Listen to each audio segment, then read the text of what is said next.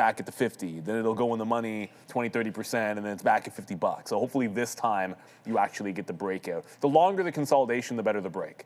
I prefer MP, but I think you could look at Caramel or Criminal and say the same thing. We're finally off the struggle bus and on to Nvidia right now. So we just got out 75 cents there for Nvidia. It just came right into our level for the low of the day at 25. We had written down, shout out to you guys in the chat there talking about the sticky note, but it did come into some levels.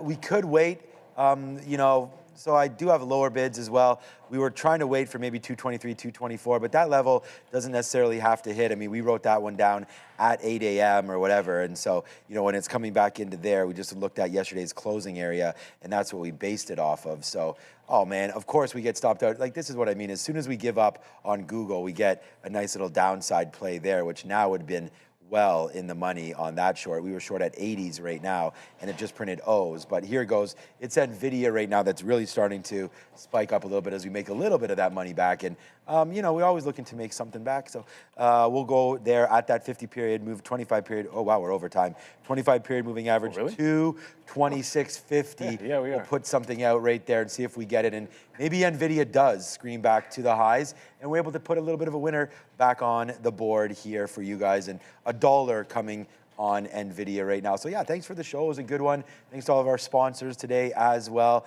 Make sure you do check those links in the description for more details on them. That's real trading too. And they'll owe us a couple of minutes here. So we're gonna have some jerk chicken. Watch out, Adara. They said it's authentic. The jerk chicken is authentic. It might be spicy. You never really know. I'll enjoy it either way because I think it'll be fantastic. You guys are about to enjoy the Professor and Joey Options. Joey Opsh. See you too.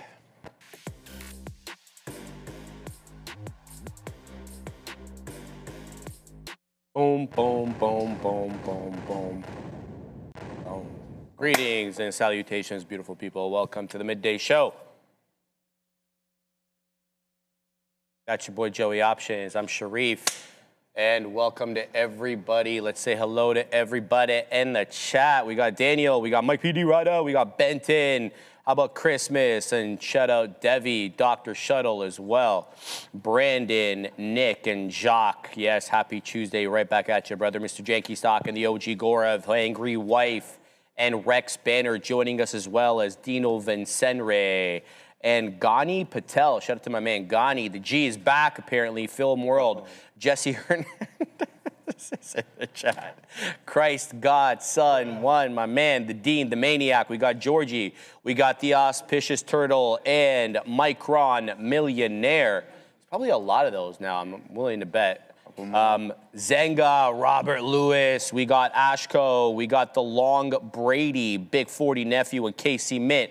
PMAX in the house, Locksman, Stone Broke since yesterday, Trading Nurse, Kirk D, Robert Lewis, Cosmic Connections, Customer ATH, and Kobe the Kid. We got Rothko, we got Mr. T 24/7. Love the way you spelled that, by the way. Interesting look there. Shout out to Dave Law and Diamond DNA. Peter G's in the house, as well as Rothko 304, QB's Mo. Who else, Joey? Nick, Chris, Roulette, G-Talk, Pop, La Cork, and Angry Rob Entertainment. Are you entertaining when you're angry, Rob? Because I know some people that make me laugh when they're mad. I do? No, not you. But that's probably one of the more infuriating things somebody can experience when you're fuming livid and someone's just chuckling at your anger. Yeah. Yeah. You know what's real funny too is like when you're in so much pain, it's funny. Like when you hurt yourself. You ever been in those situations? Just all you can do is laugh. I guess. Yeah. All right. Yeah. Okay, so let's get some housekeeping out of the way. I'm in sim today. I did not do my compliance test. So as a result, I am banned from trading.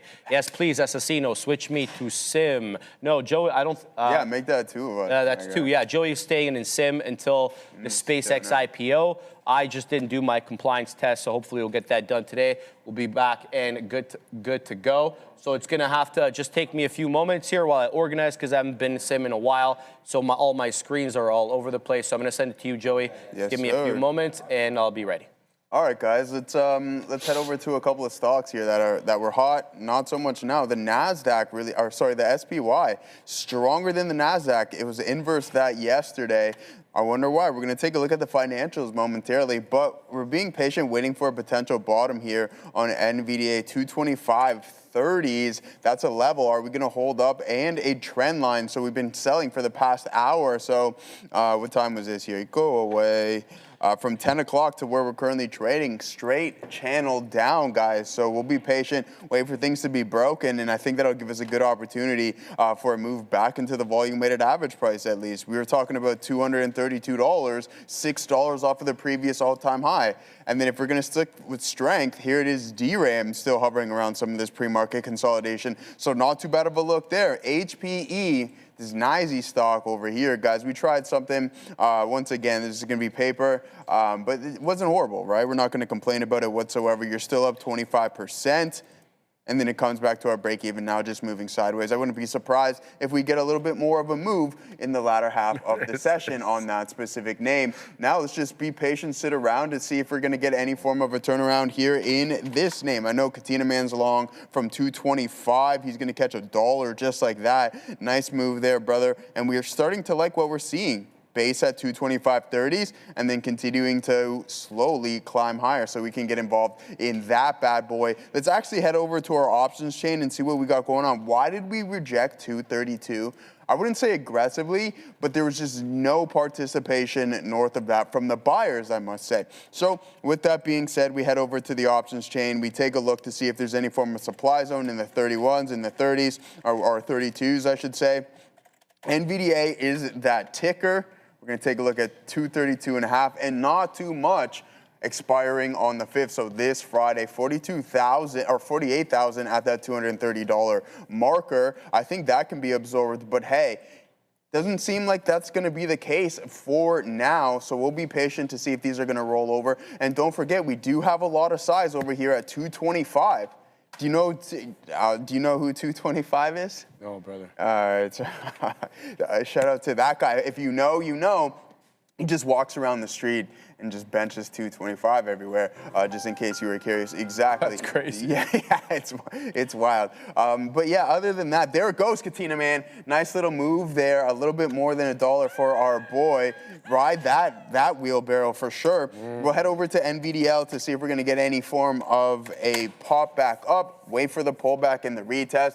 Get involved with that bad boy. But we're liking what we're seeing so far. Hopefully we can recover, and then by the end of the week, we can touch into all-time highs on NVDA. That's what I'm looking for, my guy. Just give me a few more minutes. Yeah, absolutely. Oh, yeah, okay, I just need a few trading screens. Yeah, no worries, the setup man. is complete bonkers. I got you covered, brother. We can ramble on a little bit longer and just scroll through some options chains, see what everybody else is looking at. I know there's a couple small cap trades. HUBC, ladies and gentlemen, we're talking about this here earlier this morning, and I remember it being in play maybe last week or at some point. Bang, 92 cents, breaking out since 9:30, starting to form this 5-minute bull flag. Is there going to be a high of the day break play? I think so. If the volume really starts to pick up, there it goes. We can take an attempt on this bad boy, HUBC, and see what we got going on there. The best one of the bunch, man.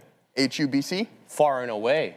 That's the best one, right? The best one of the bunch, far and away. All right, man. Oh, this guy's getting good. Well, no, hey, listen, I'm not going to take any form of credit on that. That was everyone in the chat mentioning it. Yeah. Okay. But I mean, it's also not rocket appliances to head over to the scanner and see it being the top volume. I thought you earmarked the chart or something. See how I said rocket appliances like Ricky instead of science? Oh. So how does this guy walk around with 225 anyway? Well, he just like sets up like 225, like that's in a parking lot and stuff. He's just weird. He goes around, he tries like rizzing, and it's like it's horrible. Well, whatever, bro. It's painful to watch sometimes. Though?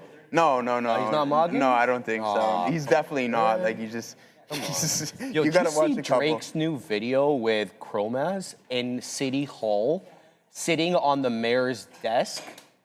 Chromaz is that Toronto girl, yes, right? Bro. You didn't see the video? I don't pay attention to that stuff, my man. God. It's a little embarrassing. Like, yeah, I mean, at the end of the day, I'm going to just be frank. Like, yeah, I don't really care what those people do, man. Yeah, well, I care about our public institutions and not being desecrated by... Okay, let's go. Let's have a look over here. HUBC, the best of the bunch, 94.43 high, up a respectable, a very good, and not so bad, 78 and 2/3%. Looking for that 95 break. There does seem to be resistance at 95. Guys, I got to tell you, the charts are still temperamental today, man. You know, they're going to load up. They're going to freeze up. Nothing I can do about it. Let's just go with the flow. So 94.43. We're looking for an 85 penny dip trade here. That would be the 10 EMA on the 5. That gets me into the trade. Otherwise, I'm looking for an aggressive flat top break through 95.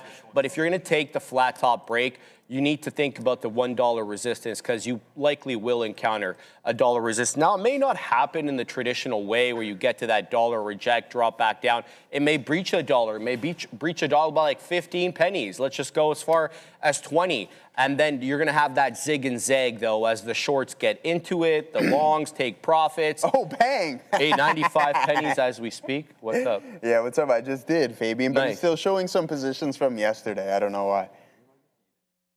Pardon me? Oh, yeah, sorry. Should I can do take that for over? you. Or Go ahead, are yeah, you- go ahead, okay. go ahead. So HUBC 96.46 area high. So there you get the breakthrough 95. This looks pretty good. I also want to mention LASC. It's not as good as HUBC given that it's off the highs. We'll just have to wait till that loads. I do apologize.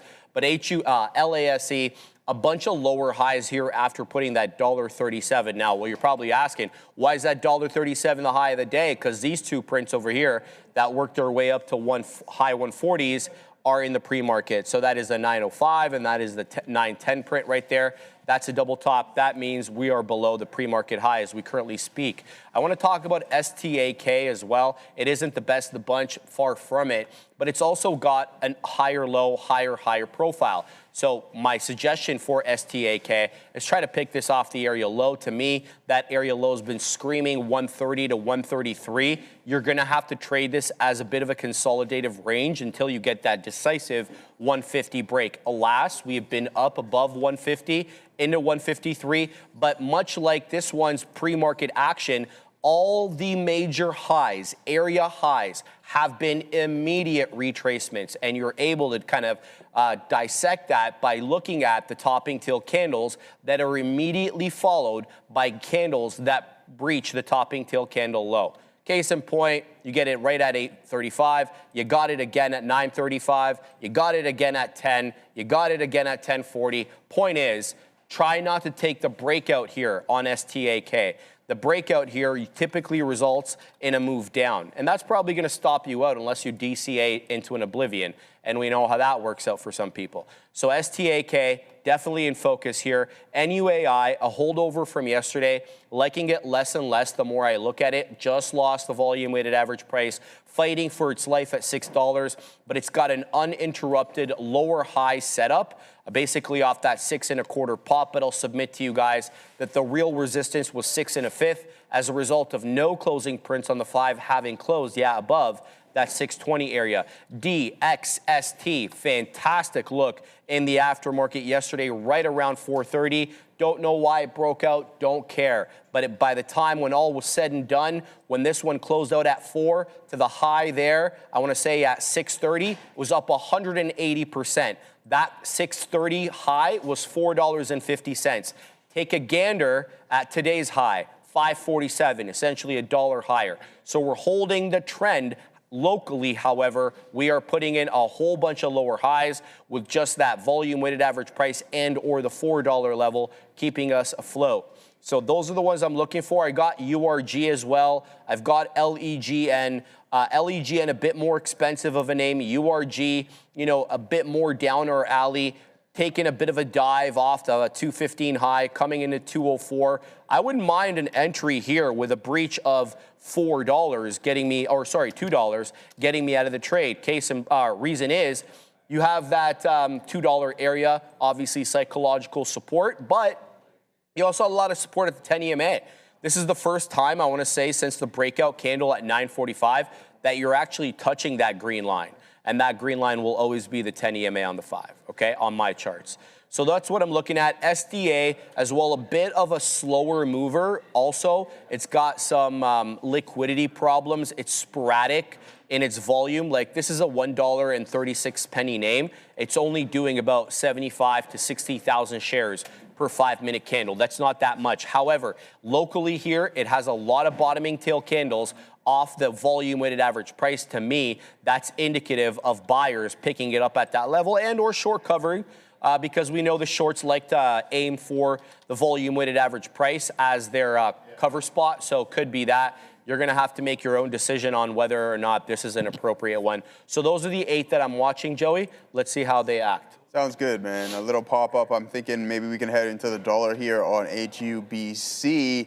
We did get that original move up into about 96 cents or so. Coming back in, we want to see some strong volume uptick, and then bang, maybe off to the races. We did have that high of the day break. That was the ideal setup here. You've seen me try this setup multiple times within small cap land, because I believe they'll head into new price discovery once that pivot level is broken. Now we just need a new wave of participants to really kick in. Otherwise, it just might fail. We can obviously draw our basic trend lines from the lows over to where we're currently trading at to see if that's going to hold up. And once those are breached, then you can just get out of Dodge. What state is Dodge in anyways? What was I about to look up? Yes, why is the SPY so strong? Well, what are the banks up to, right? The second heaviest weighted sector within the SPY, the S&P 500. Michael Noss was talking about that yesterday. So are we going to start to see somewhat of a rotation into these names? Morgan Stanley, 4 days in a row, printing all-time highs as it climbs up to $215. Seems to be them right now, the best performing bank. If you ask me, a dollar dividend, you know we're always going to keep an eye on that. How has Goldman Sachs been doing? Multiple days of all-time highs. 3 in a row to be exact. And then we have Citi. I don't believe Citi has been performing that well, but we're heading towards this $135 marker. And you guessed it, that is around the all-time highs. Now, the one that I'm in here, JP Morgan, just stuck in this chop zone. But at some point, I do believe we're going to be looking at this as a laggard play, and it's going to decide to play catch up. So we'll be patient. We'll continuously buy some more, especially within this consolidation. So maybe what we have going on is just an accumulation phase. We're in an uptrend. Is it the prettiest? Absolutely not. You have a couple whipsaw moves in between, but I think at some point, it's going to catch up to its peers. Now, as for Meta, got to upgrade this morning, not doing too much, and gave back the majority of its move and then some off of the paid tier catalyst that came in last week.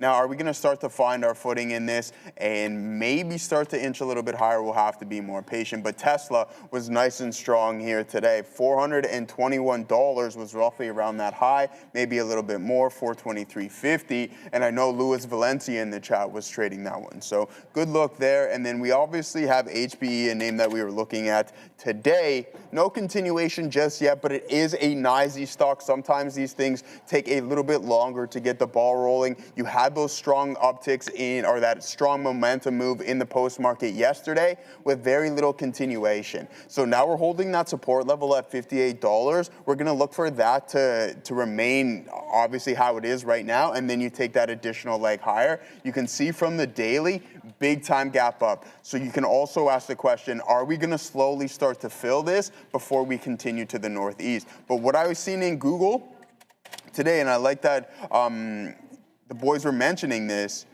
you were down, I mean, what was that from a percentage standpoint? 13%. You fill the majority of this gap, and then now you're starting to form this indecision print. Guess who's going to be looking to get back into some Google momentarily? You? Yes, sir. Hey, what's the plan? Oh, a small bit, right? Grab a couple. Yeah, I thought you were gonna do the options out or something. No. Okay. Shit, I want to forever hold it. I want it to be one of my long-term holdings on it. Options play is just more momentum.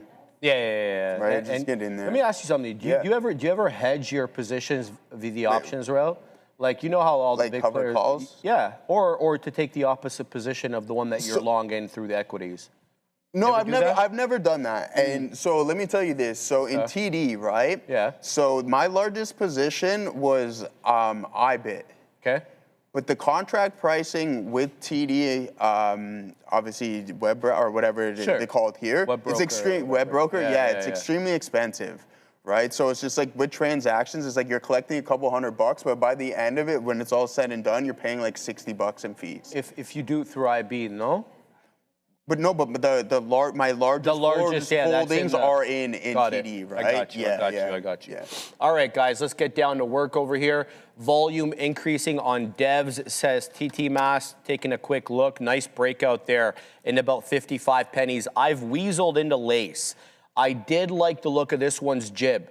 And I want to see if this one can try to finagle back into that $0.50 from where it rejected at 9.05 and 9.10 this morning. That is the double top you're seeing there on the bottom right of your screen. One green candle, one red. Oh, let me say one thing. Go ahead, Joey. So yeah, to answer your question, what I would do, and I've done this previously, my latest one was with my IBIT contract. Right. I would do the poor man's covered call Explain. to hedge it. So I had a bunch of contracts that were just getting absolutely destroyed. Okay. So what I did is I sold contracts against those positions. Okay. So it's like, okay, so say I had 600 shares of IBIT, I was selling covered calls against that position to reduce the loss that was almost inevitable. That's the options wheel though, right? That's not like a technical hedge? No, it's a technical hedge. The options wheel starts with either our cash secured puts to shares to covered calls. To assignment, back to cash secured puts. Understood. Yeah. Understood. Okay. All right, there you go. You got your options lesson a little early today.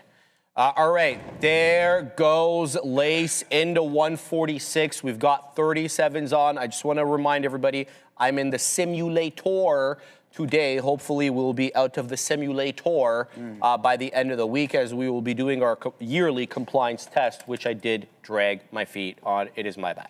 Anyway, looking for the move here. Seller at 145 that we can't shake. I think we did, so 145 is the candle high. So there's somebody selling up a storm here at $1.45 in anticipation of a possible breakout. There's 46s on LASC.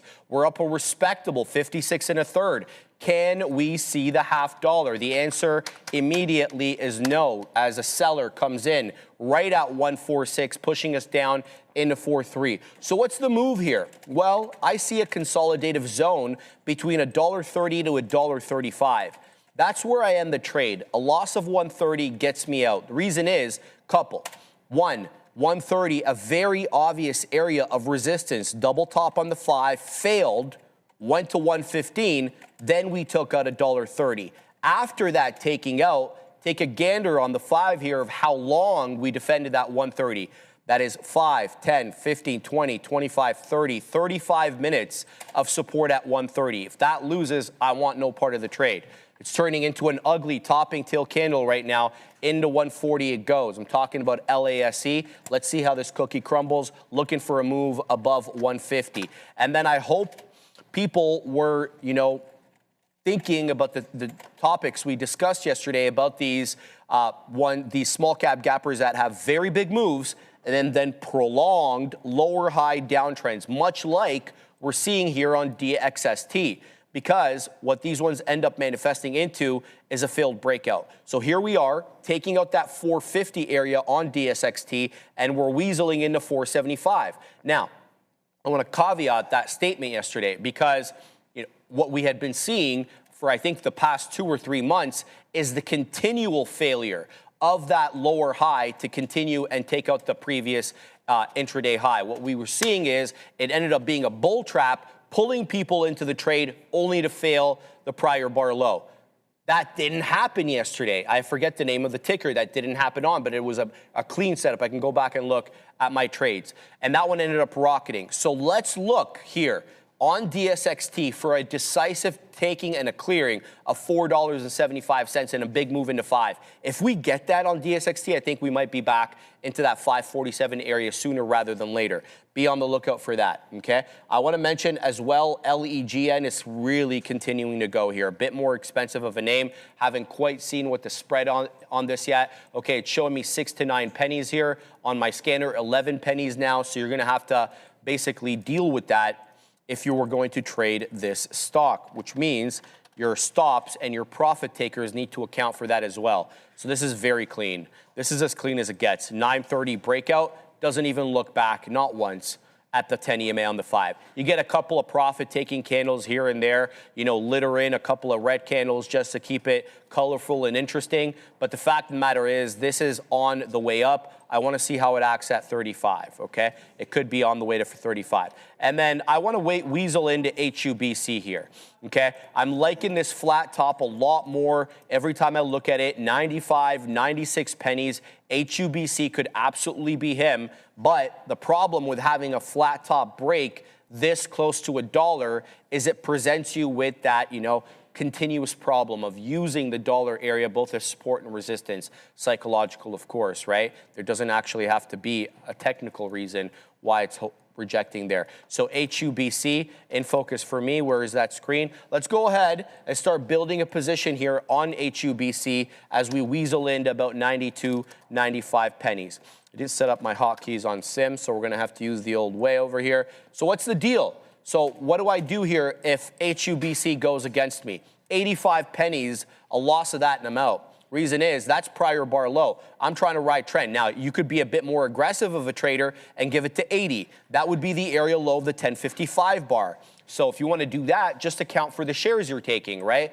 Take less shares. That gives you a bit more breathability with respect to any downturns here on HUBC. But I'm looking for a flat top break. Are you still in it? Well, yeah. Well, I'm kind of not showing my position. Yeah, no, I'm punching way. keys too. It had it for a second there, Sharif, and then I'm like, okay, why isn't it displaying mine? Because we have the exact same entry on this thing at 91 cents.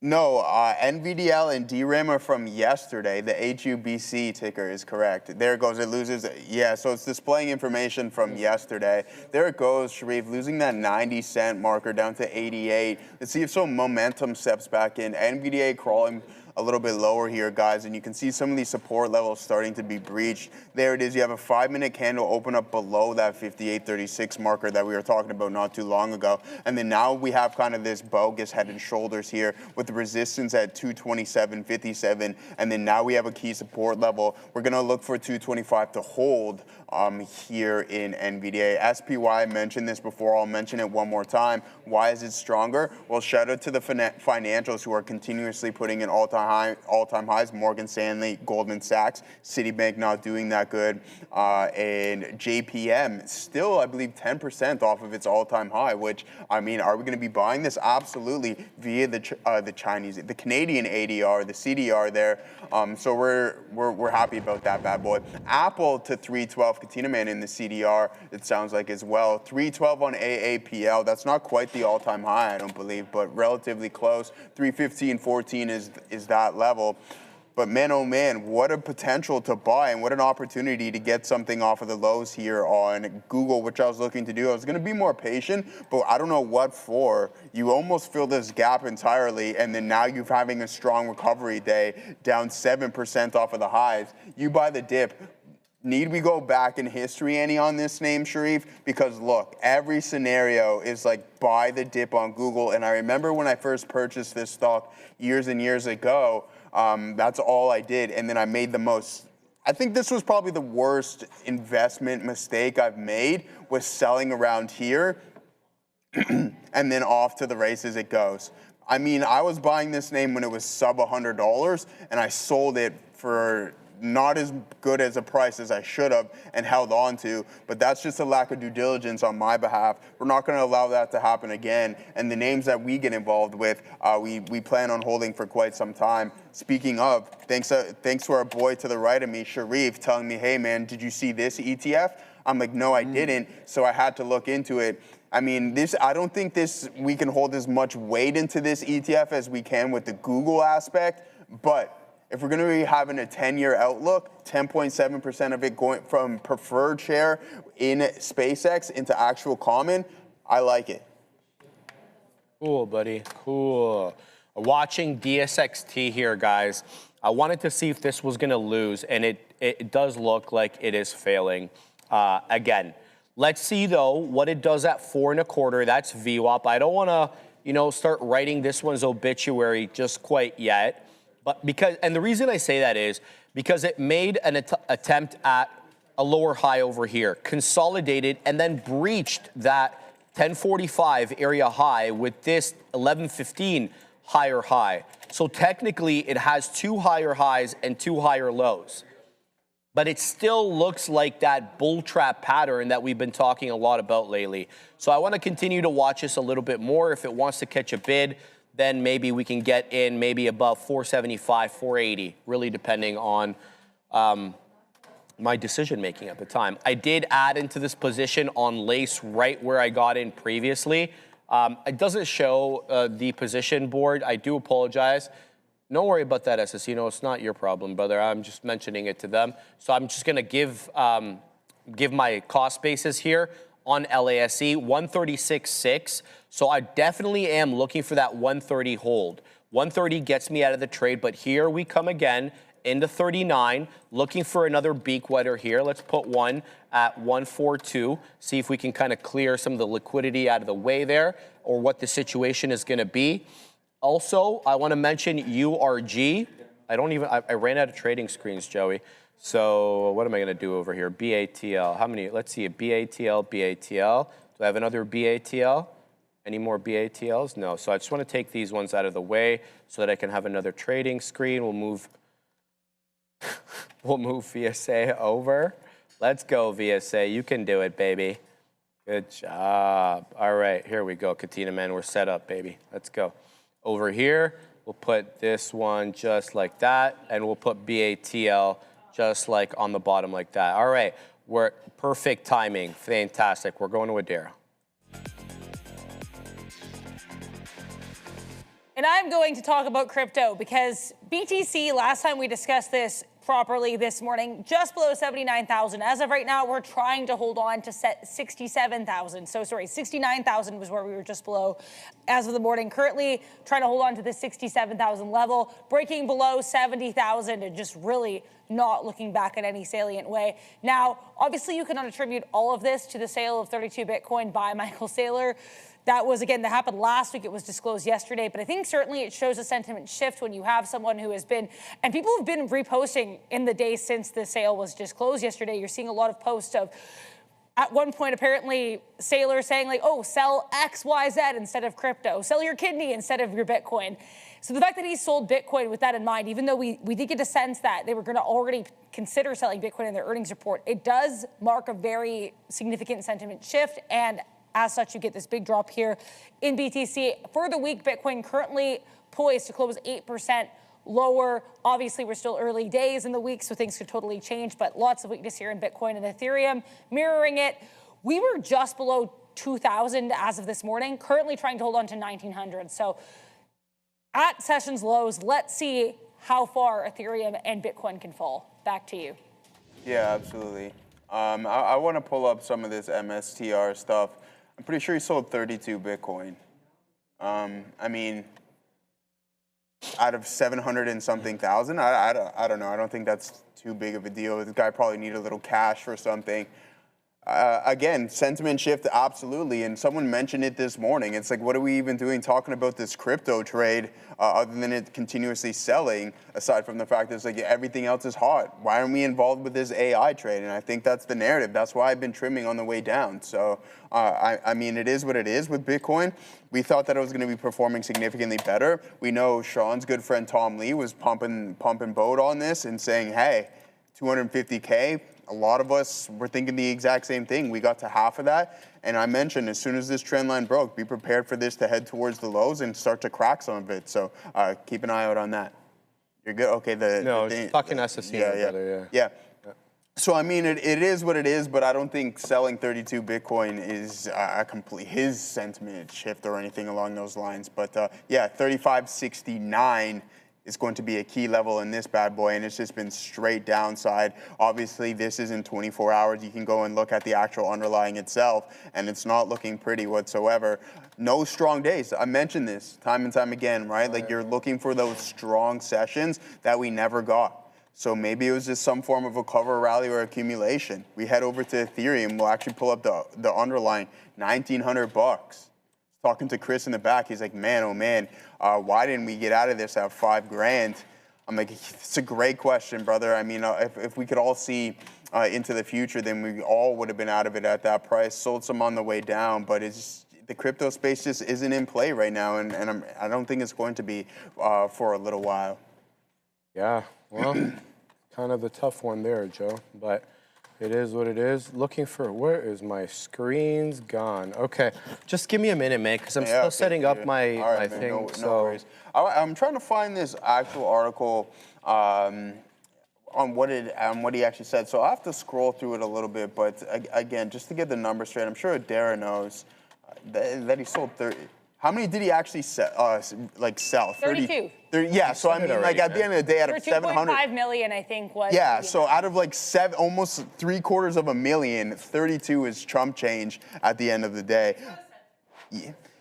But like, do you think selling 32 is more or less a sentiment change? I don't think so. I mean, I know it's so minor, and I think the thing is, we already knew they were considering doing it because the CEO, who always worth reminding people is not Michael Saylor. The CEO during their earnings call was like, yeah, we were at least open to the possibility of selling it, but I just think the fact that it's coming now, the fact that it hasn't happened in 4 years, I think it may be a bit of a shock, even though it theoretically shouldn't be. I mean, if this guy's like, yeah, we're offloading 100,000 of these or like 50,000 of them, then I would be a little bit more concerned. No, but like, it is small, but yeah, it's interesting always to see how the market reacts to things versus the proportion of it. Exactly. So well said. I like how you mentioned that, just how the market reacts. So if you got the individual who's hoarding this stuff, looking to offload, I mean, it's not it's a fraction of a % of his complete holdings, then sure enough, everybody's like, why would I even hold off on this, right?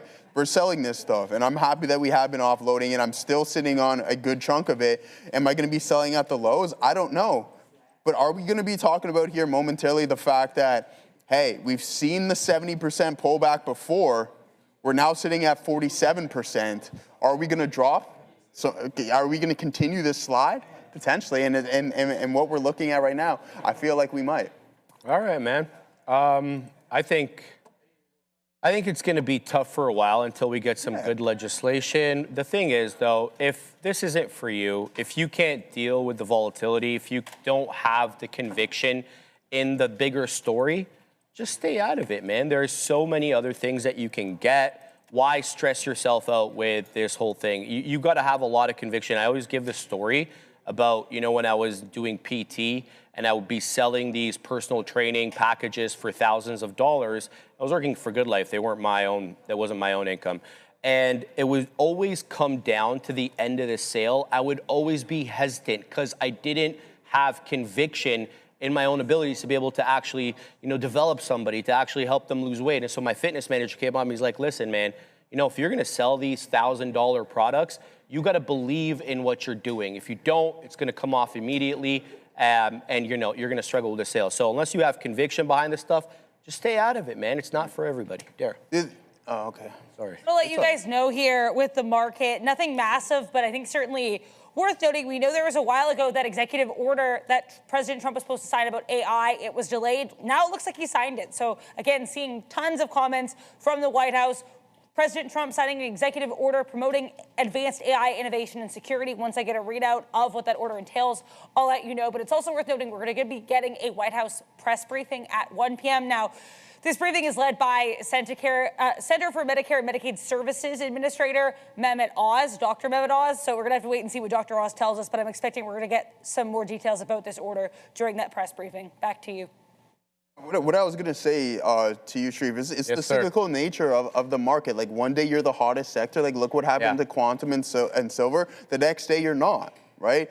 So you just have to wait for that new wave of participants to step in. It may take longer than what we're anticipating, but I do have confidence in the actual asset class. It's just that when it's cold, it's ice cold, and it sucks. You know what I mean? Yeah, it does. It does, Joey. It does. Getting out of HUBC here for a loss. It is not holding up. Came back to 80. This isn't for me. Continuing to watch, though, LASC. Good position here. There's a lot of accumulation at 145, 146. It's having a lot of trouble breaching, but we're going to give this one the old college try because you're getting multiple moves into this critical area of resistance. I'm layering my orders to possibly take advantage of a price spike up. It has a good amount of shares, about 60.75 million shares traded on the day, but it is $1.50, right? So we need to view it in that perspective. There's also the 130 failure that I'm earmarking. I've added a number of times into that 135, which seems to be the local area of support.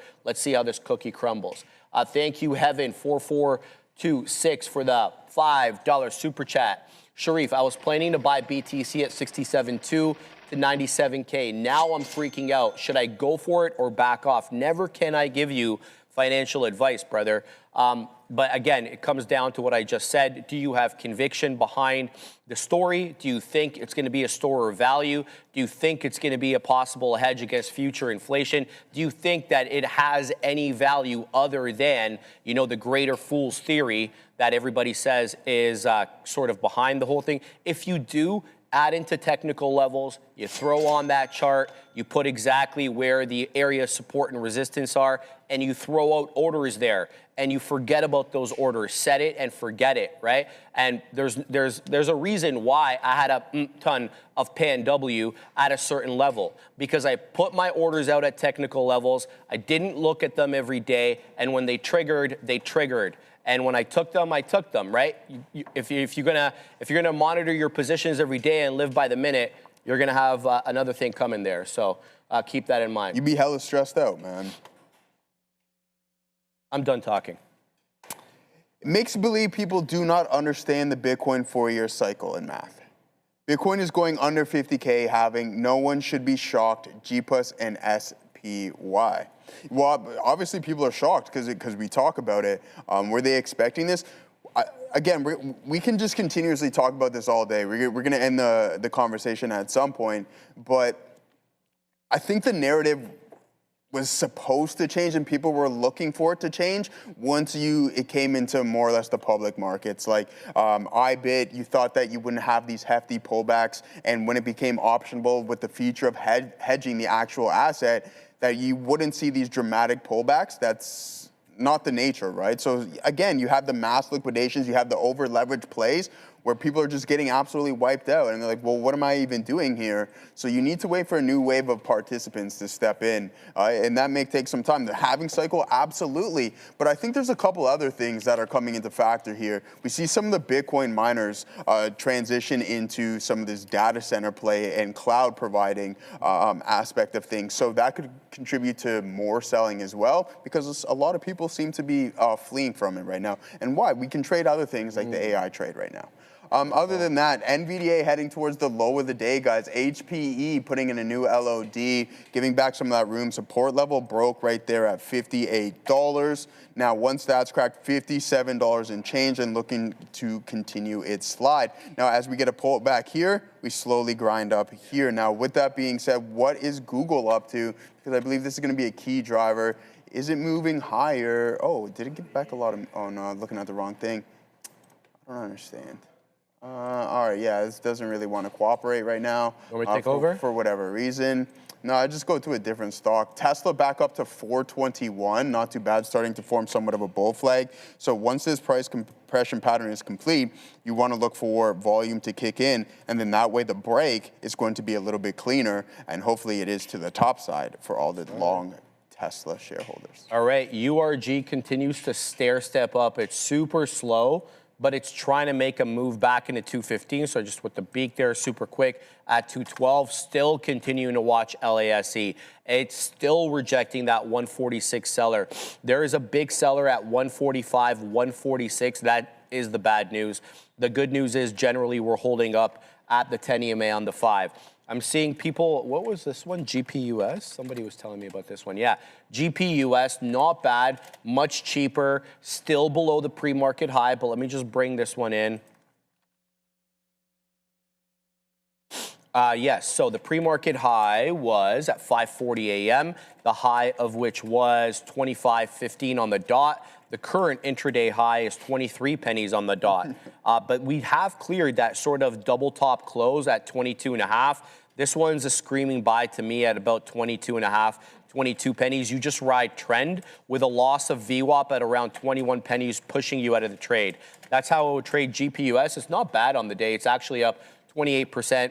$110 million market cap, so very, very small. Who are we going to take off here? Because GPUS does look tradable. It's just about who I want to take off. SDA, we're going to take off that one. We're going to put GPUS instead. This one we can possibly finagle a trade into. I'm hearing people also talk about ASTC. This one's a bit more expensive, but it's absolutely jettisoning up right now.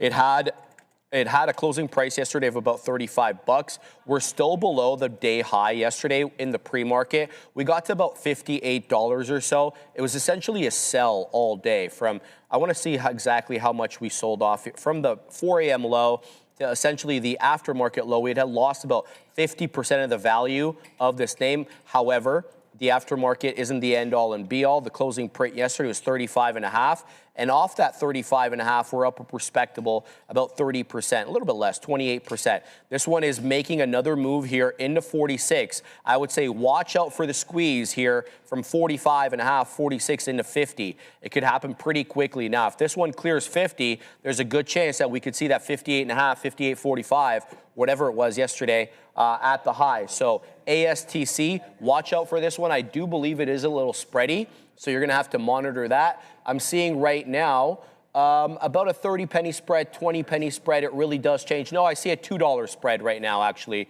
A dollar spread now. So it's quite spready, but it is ripping up into 48. Here it comes. We were just talking about this one at 45. This one could see 50 very shortly. I think this candle high is 48 on the dot, showing 47 3/4 right now. ASTC looking real good, Adara. Keep an eye here, guys, on Warner Brothers and Paramount Skydance. WBD here at session highs. PSKY, Paramount Skydance, bouncing a little bit here, seeing that the company is seeking EU antitrust approval for their Warner Brothers acquisition. EU's decision here is going to be due July 7th. So more progress here on what is hopefully the end of the Paramount and Warner Brothers back and forth as we hear that WBD and PSKY just waiting that EU antitrust approval decision here on July 7th. Back to you. All right, good stuff. Yeah, Chris Arthur. I mean, hey, man, it is what it is. We're going to try it one more time here off of the lows. I think this was just a little bit of a liquidity grab bouncing off the support level right now. If that cracks, then you know what? You just get out of Dodge. We try to keep things plain and simple here. It's either it works or it doesn't. Black or white like that. All right, guys. Oh, I'm going to do our social media moderator a favor over there on TikTok. We're going to give a couple of shout-outs, even though we didn't get the list here today. Wish we can see what we got going on here. Give a couple people. Buddy, Ahmed, Healing, and Miss Unknown. Welcome, guys. Hope you guys are all having a fantastic one. Let's send it back to what we have right now as NVDA gets a small pop. We'll bring this bad boy up, and we'll take a look. You stop out, you get right back in. I said, you're not going to fool us on this liquidity grab as it punches through support and then decides to turn price action right around. We'll look for that move back into this pivot of 226.94. You can see that we are long up here, stopped out, and then we just re-enter that trade looking for the continuation move that was the initial thesis. Heading back to our scanner, Sharif's got the small cap. We'll head over to the large cap one and see what some of these other big names are up to. Nokia has been on a big time run and still moving here. Wow, like this is a name that we don't really talk about too often, 162%, but it's been in play for quite some time. Marvell, thinking about a 5X. All right, yeah, right, man. That's just so crazy where it opens up 229%. That is insane. So yeah, you're looking at a 5X right there, Katina, man. SoFi, how have you been performing here today? Not doing too much. After that stable coin news came out, you thought you'd find some continuation. Not necessarily the case here in SoFi. I'm not in love with this name. Robinhood was hot for a little while, but then started to cool down a little bit. Let's see how this PDT rule comes into play. And they're talking about a tidal wave of new participants stepping into the market, retail traders, that is. So I'm curious to see how that is going to impact some of these earnings plays. All right, Devs is moving up pretty aggressively here, guys. Good look for DEVS, up 74% and into that 69.90 area. Nice flat top break, I want to say, through 50. A lot of resistance at 50, and then it started using 50 as support, which is good. So it started ranging, a little 53, a little 50. Then that 1135 candle came and rocketed this one through 60 pennies, 69.90 now. HOD on DEVS, having done A lot of shares, about 48.2 million. So ample liquidity to go around for those who want to take this one. I also want to mention ASTC is halted to the upside at around $48.12. Not going to be able to update you on the theoretical auction price, sadly, as we are in the sim and we do not get the tap in the sim, but we'll continue to watch this one, let you know exactly what's going on. The halt time on ASTC, just so we can take a quick look there. Last print came in 11:46.13. The earliest this one will be open is 11:51.13. So we're going to keep a close eye on this monster here, and it's done about 2.5 million shares on the day, but it is a spready animal over here. Let me tell you, the spread, $1, $2 at the extreme. So you need to consider that if you're going to trade this, because it can just cost you money getting in and getting out almost a second apart. That is part and parcel of trading spready names. Birdman dropping 20 in the chat. Thank you for that. ASTC, baby, turned 2K into 8.5K, and right now back in with 5K pilot position, currently halted. Great look there, Birdman. We hope you print up several storms on your side of the screen. Good look on you, and way to follow your convictions with this name and punch in to what could be a very volatile name. Have at it, buddy. I hope you print up. Continue to print. Let's see if what's it called? ASTC can get to $100. You never know. I've seen more aggressive moves than that. And quite frankly, ASTC is not even that that much on the day. 36% or thereabouts, 35.93. So it's got room to go here, Joey. It's not too bad. All right, man. Let's see what we got. SMCI, IBIT. We were talking about that one trading at 37.99. Neil was messaging me. He's like, hey, man, did we think we find a bottom right here? I was thinking the exact same thing. So he was probably over on the 3-minute time frame looking at the exact same candle over here. You do get somewhat of a bounce. I'm like, you know what, man?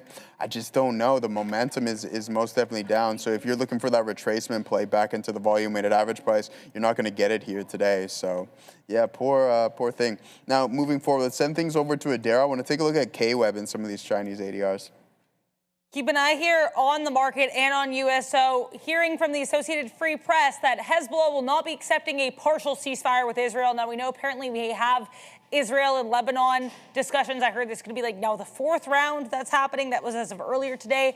Unclear where that's currently happening. I also have some more details here in that AI executive order. So apparently this order will be directing federal agencies to prioritize AI-enabled cyber defense across national security, defense, and civilian government systems. They're also looking for an AI cybersecurity clearinghouse to coordinate vulnerability scanning, validation, et cetera, with industry and critical infrastructure operators. So whole point of this order is to create a voluntary framework for frontier AI developers to work with the government in classified cyber benchmarking and pre-release model access. So they will be getting access to some of these frontier models before the rest of the world does. Back to you.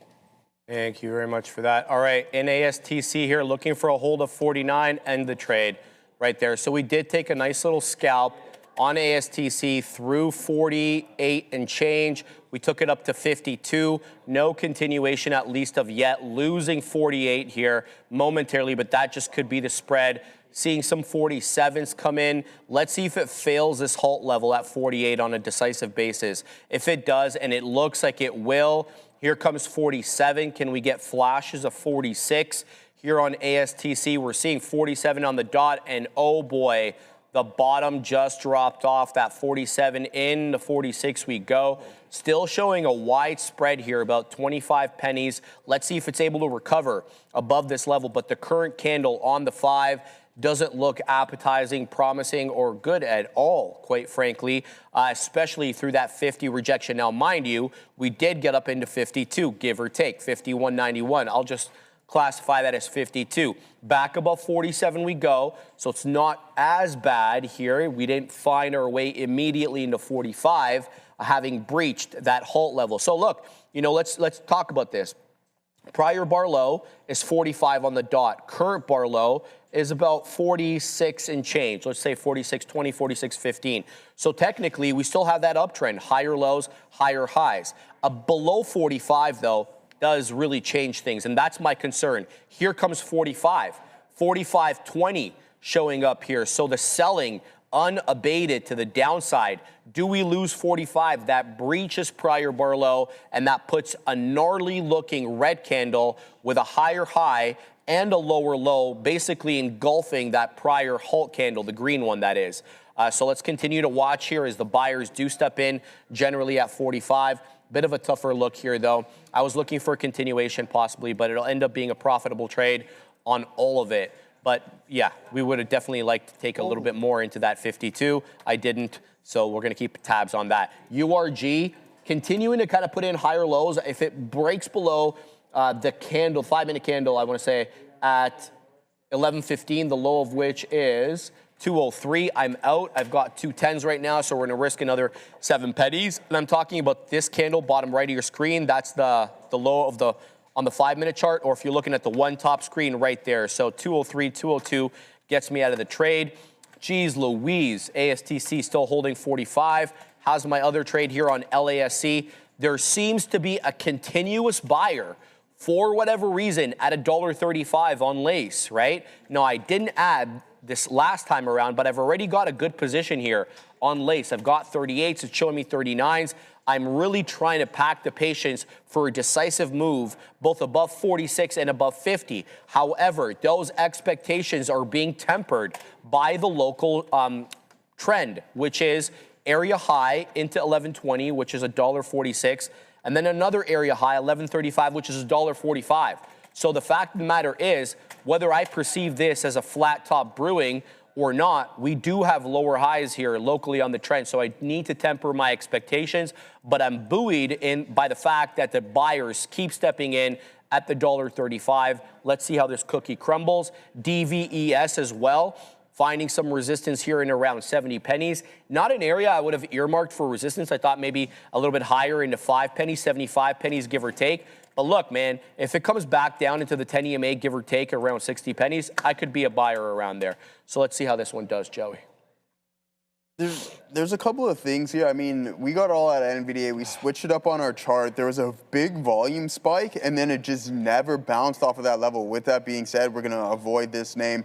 What we do have is Tesla starting to form a bull flag on the 5-minute. We were talking about this not too long ago, price compression. Now you have that wedge forming, and then now where's the volume going to kick in, to the top side or to the downside? I'm like, what is holding the NASDAQ up? And then you guessed it, it's going to be AAPL at the high of the day. Now, if you go through the other names, it's like, okay, cool, Microsoft down, and NVDA, yeah, down at some support levels. Google wasn't performing too bad, right? Like you have that initial 5-minute selling candle and then off to the races, back towards, like you literally tick. That's crazy, man. That post-market level, you tick that almost, and then you sell off a little bit. So very interesting stuff. And then Meta, how you've been doing, all right, not horrible, but you're at some pre-market highs. So I think what we're getting held up by right now is AAPL. Oracle got the upgrade this morning too. Didn't do much after the bell. Now trading around $242. Yesterday, not a bad session. I believe it was a 10% day for that name. $83 on Netflix from the daily. We talked about this shelf. All right, so $85 finally snapped in the flicks. Now, where's that next level potentially? I'm thinking $78 here, mid-70s here before we find any form of a sustained move on NFLX. Ethereum, we've been talking about that. We had the investment from the government. Now, how are these quantum names performing multiple days after, a week or so? Rigetti, not too bad, starting to form this bull flag. And you know what? IonQ just absolutely really engulfed a lot of its losses. And this is supposed to be the leader, I believe, within the space. You're down 17%, with the stock at one point was down 68%. So that's not too bad. If you got in on that news, which was around this neck of the woods, $45 or so, then bang, you get a nice 33% return in IonQ. Now, Robinhood, $87. I like the inside day. As long as we don't break down too much, I do believe we can continue to climb a little bit higher. C3AI, a good thing the CEO is starting to see a little bit better there. The stock's performing not too bad. And then PANW and CrowdStrike still holding up around their highs. Okay. Continue to watch LASC here at $1.35. This one is still dropping, but there is continuing to be a buyer at that 135 level, continuing to watch that. But I'm also seeing a pretty aggressive buyer here on ASTC at basically 45 on the dot. So multiple candles coming into that 45, all of which held up. In fact, on the 5, you've got basically a triple bottom at that $45 level. Now, it's the intervening candle, the red one there, that has me a little worried, quite frankly. So the chart pattern isn't what I need it to be in order to get in. Now, you could make the argument, all right, why don't you just get in here, risk to 45? Well, because, this one could absolutely drop, right? We've seen the spread on this one. This could cut you up pretty aggressively. So we're going to keep an eye out on that. Separately, though, I want to mention that LASC lost that 35 buyer. It's trying to move above it now. I'm going to give it to 30, as I previously articulated, but the fact that it wicked below 35 already tells me that that buyer who was there at 35, preventing this one from even wicking below it, at least for the moment, has had their shares exhausted. Whether or not, they re-up or another buyer steps in, that's we'll have to wait and see. But this one is looking a little bit more concerning for me. So ASTC, here it comes again, though, man. That 45 buyer is an aggressive buyer, and now we've just taken out prior bar high. We're into 48. The spread is the same issue that we've had, but this looks a lot more consolidative with a 45 base. If this drops back down closer to 45, I could see myself picking this up in and around there with a tight stop right below 45. Let's see how ASTC moves. But if it breaches 50, don't forget that it breached 50 last time by $2 and then lost it all the way back down to 44 and change, right? And that's because the nature of this one, the spread is really wide, so you're going to get those outsized price moves. Be careful with this one. Keep your eye on it, but it does have potential for big moves. We're going to pause for a second. We're going to happening now. Then we're going to Neil's lesson of the day.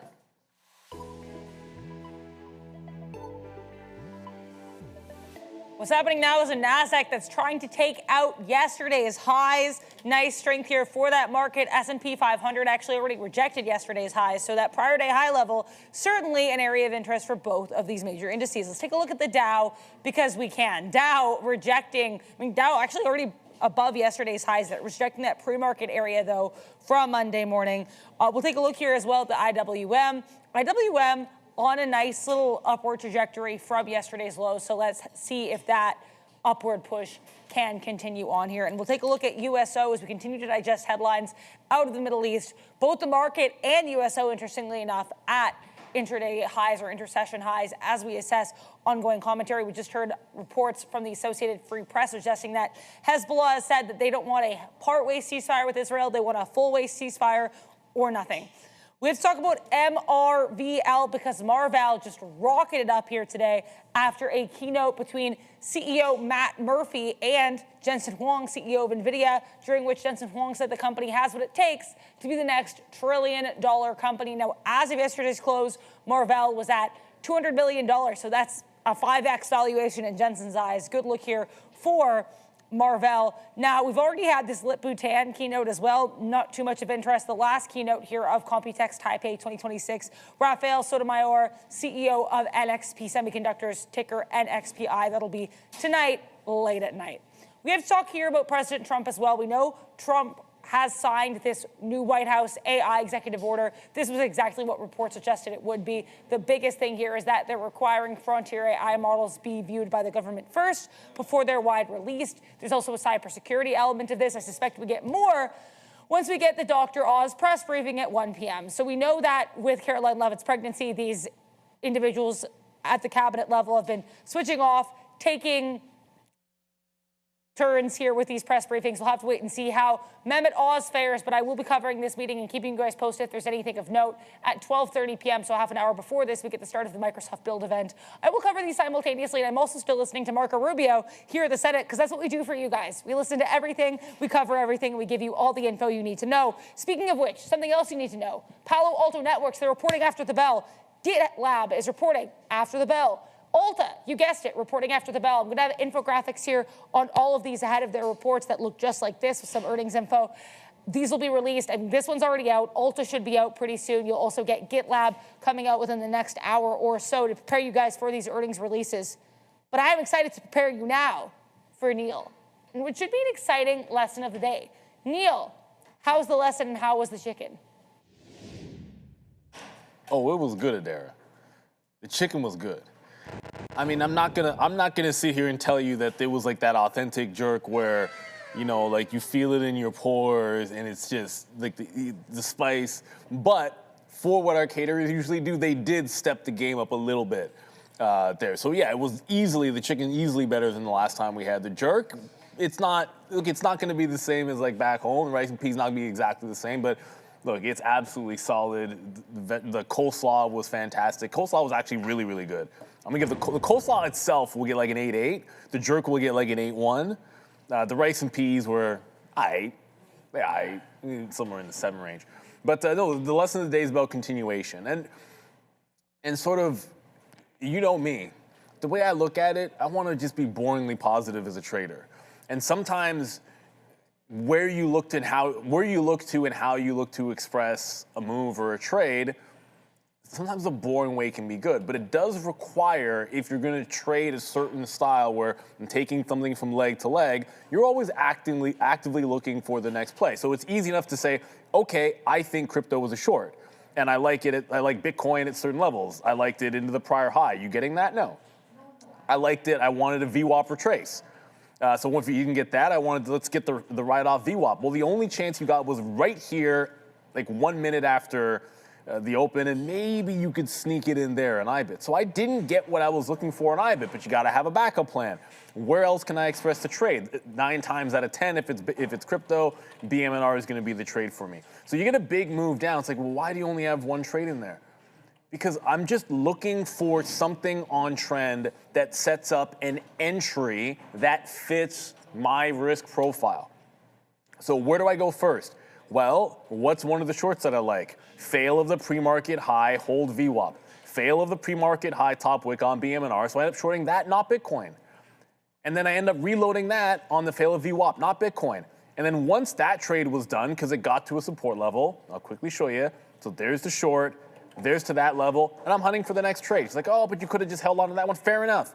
But I like to bag the wins to maintain like a higher level of consistency and then look for the next reasonable setup. And that brings me right back over to IBIT.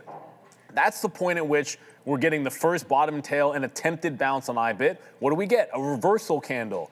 So it's in a downtrend. I know I want to short it. I get a reversal candle. I take the break of the take the break of the next candle at the low, and we play that into another key level. This one, I'm getting out because Bitcoin was trying to bounce at 68,000. So this one was short this until Bitcoin gets to 68,000. Well, when that trade is done, I'm hunting again. Where's my next opportunity going to be? Well, on the upward trend, it ends up being what?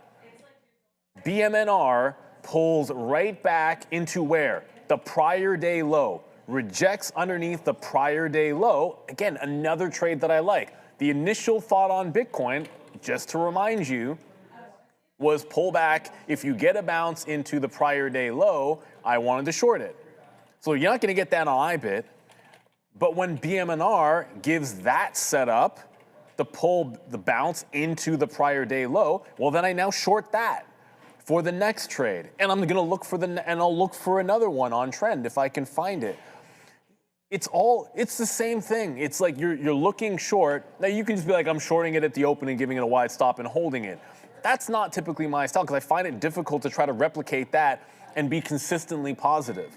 But I do find I can find those quick higher percentage scalp style wins and then go from one good trade to the next. If you've read that book, One Good Trade, it is absolutely not about making one trade and holding it all day. That is like a gigantic misconception, and my guess is anybody that says that didn't actually read the book, because it's not what they were getting at. They were simply like, make one good trade that has a good positive expectancy, and then when you're done that one, move to the next one. You will often see me trade 5, 6, 7 symbols. I've always traded multiple symbols, but I promise you, I'm usually basically focused the most on one thing at a time. I might be in a couple at the same time, like one might be a hold, I'm getting the target, but the one that I'm getting into actively, I'm looking for the reload here, it'll generally be one at a time. You'll see that borne out day to day, almost all the time. And the days that I'll get in trouble is when I'm not doing that. So you've got to just, again, you find what works for you. I'm not here to tell you that's the only way to trade, because sure, you could just have found anything in crypto and been short the whole way, and you would have been absolutely fine, like no complaints there. But if you are going to go with that whole station to station, join the trend, you don't want to miss your spots. And I've found it might be somewhere else on the chain. Like if it's IBIT, the next one could be BMNR or like Robinhood or Coinbase. I could go from, I don't know, like AMD to Intel or something along those lines.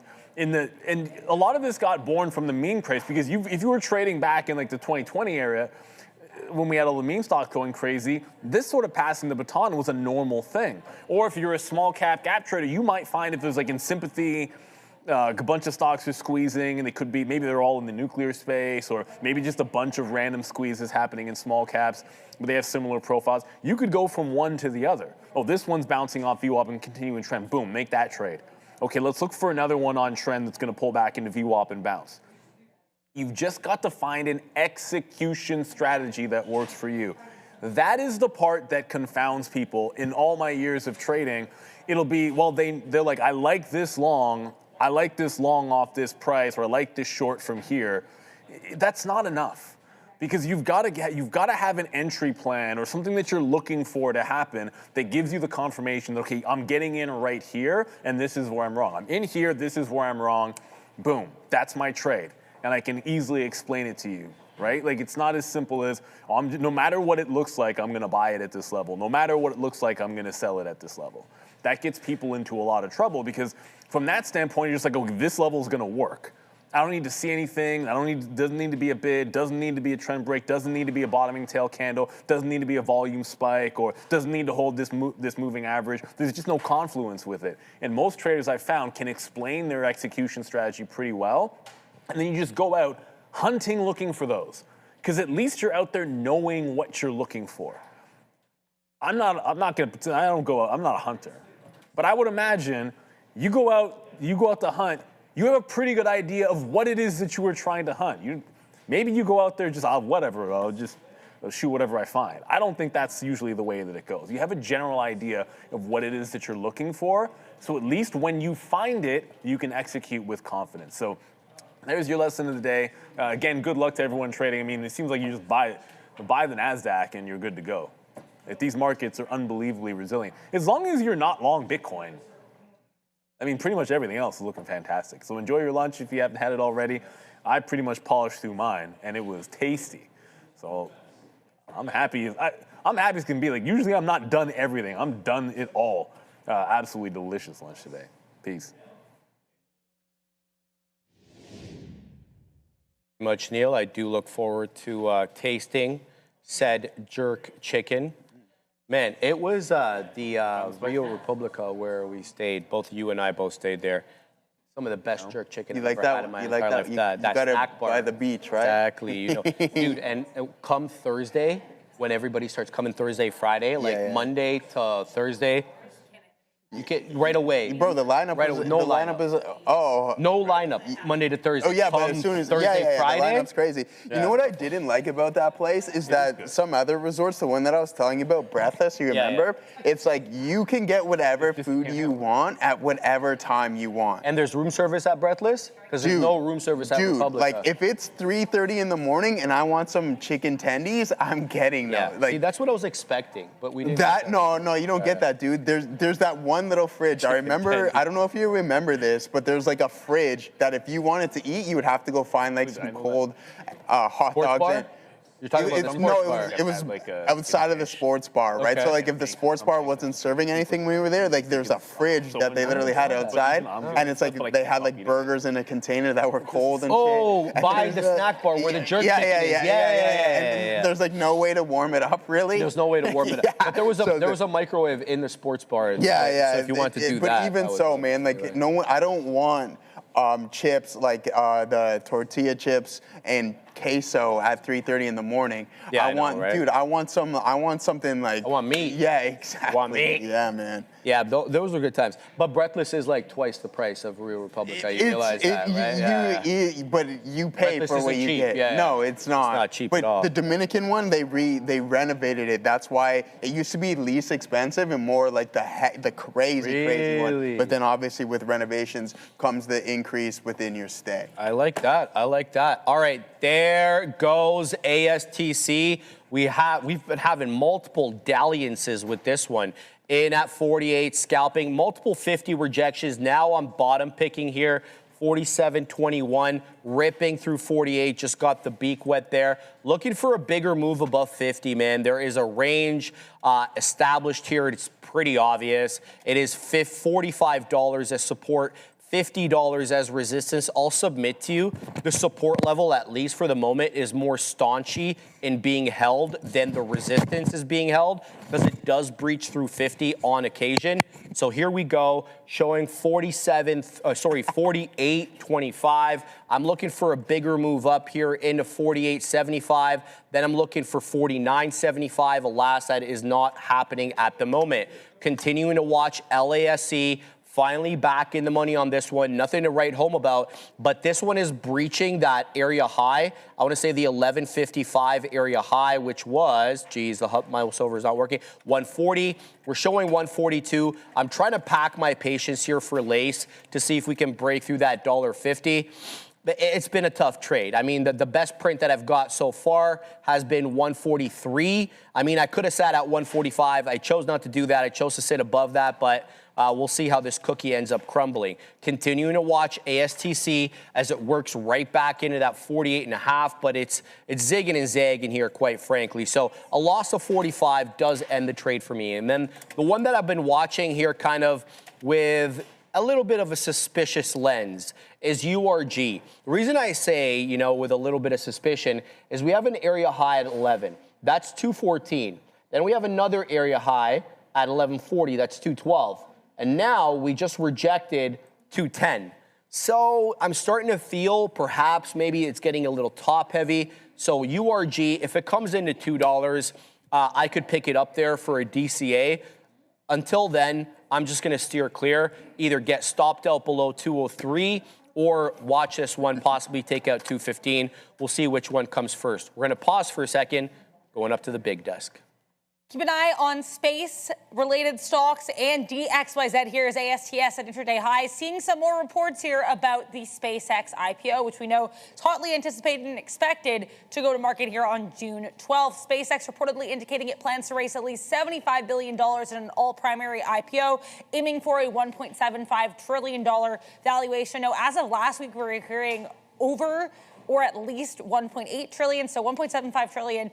Slight drop here. We'll have to wait and see if we get any further details. But once again here, keep an eye on these space stocks. SpaceX reportedly planning on raising at least $75 billion in an IPO that would value the company at 1.75 trillion. Back to you. There goes LACE through 145, 146, 147, into 151. It goes. LACE is rapid into the area high, and it is now officially above that pesky pre-market high at 147. Let's see, does it have the juice, the legs, the compunction to continue through $1.50? It has a plethora of higher lows. That's just one side of the equation. We need continuity now and a decisive hold, a clearing and a hold of 150. We're not getting that yet. Like we just wicked above it. So let's not, get too excited. But the fact of the matter is we've got a 139 and a third cost basis on this. Having added into the highs, I did add into 140, but the 135 prints keep me nicely in the money. I'm starting to like ASTC a little bit less now. It keeps coming back in, right? Rejecting 50 again. I'm just gonna either get stopped out through 145 or it's gonna take out 150. Let's see how this cookie crumbles. There's obviously a range at play, as I articulated earlier, of 45 as support, 50 as resistance. More strict is the support than the resistance. The resistance does breach at times. So continuing to watch these, Joey. I also want to mention DEVS. Do I have this on a trading screen? I don't. So just bring in the side chart. Looking fantastic. I mean, I see you guys yelling about DEVS as well as you should be. It's been a strict holder of the 10 EMA on the 5. If you want to weasel in here, we are basically at the lower end of the range. You know, you get in at 61, 60 pennies, you give it to 57 or wherever your risk parameter allows you to give it to. But it's okay. It's okay over here, DEVS, but we're kind of we're tied up with a little bit of another one here, Joey, as LASC continues to trade above that $0.50. I think nearing the SpaceX IPO, I think we should have a four-way conversation about this bad boy. Get all the lads going on about it. All right. Speaking of, let's see what Tesla's up to. Why don't you tell us what you're thinking? Because you've obviously got some thoughts that you can share. Otherwise, you wouldn't want to, do something like that. because I want to hear it. Yeah, absolutely. Well, I think you already know where I stand. Yeah, I do. But I don't think they boy. do, though, because you had a sound assessment of this. So. But I'm curious because I heard Neil and Sean, they're talking about, hey, just due to the flow, because they're only releasing so much of the flow. Remember you and I talked about this? And they're prohibited it from being on certain exchanges because they have a 5% minimum. And they're doing like 2 or 3%. Right, so they have like a very minimal flow. But with that being said, wouldn't that mean there's less? So there's obviously less shares out there. But then what if there's a lot of demand and then you have something like a small cap name where you just have a complete float rotation with demand higher and higher and higher? Like ARM? Yeah, and isn't there like exactly. And isn't there a limit? So if you're in the private market, once this thing IPOs, isn't there in a certain amount of time that you actually can't sell this thing? Sometimes there is a lockout period, yeah. Right, like the lockout period? I was hearing, okay, you're going to need to do a deeper dive on this because I'm hearing that there were certain lockup periods for certain people, not for others. So you're going to have to look into this. So that could be huge. But I mean, like, there's no way some of these, like Ron Barron isn't selling any of this. Some of those bigger boys who've been early investors, what are the chances? And I heard Neil, he's like mentioning, there's the opportunity to be like, hey, you're providing liquidity for the older ones. Yeah, that's exactly right? It. So, exactly so that's why we're thinking like it might not be the Circle or the Core Weave because they're just like selling, letting going some of their shares that they've been allowed to appreciate over time. Yes. But if there's a limited amount of shares already and the demand seems relatively high, I'm just thinking, wouldn't we see maybe a little bit of price appreciation? It could squeeze, absolutely, right? And that's why we see ARM have insanely outsized days relative to other semiconductor names because there's only 10% of the float available on the public markets. SoftBank still holds a majority privately, right? And I have a bit of an issue with that, right? Like, you're going into the public markets, you're asking for public money, right? That's why you're going into the public markets because you're raising. Yeah. You need money, right? You don't go into the public markets unless you need to raise. Exactly. So then, you kind of hamstring us a little bit by only putting part of the company into the public markets. I have an issue with that. Also the exchanges like it, they allow it, so we got to play by the rules that are in force, but I don't like it. And to Neil's point, like providing liquidity, like you could be that exit liquidity for some of these individuals. So yeah, it kind of defeats the purpose. I had a point that I wanted to bring. So with Tesla, so I was reading up a little bit on Tesla's IPO. The valuation was relatively small, nothing compared to what it is right now.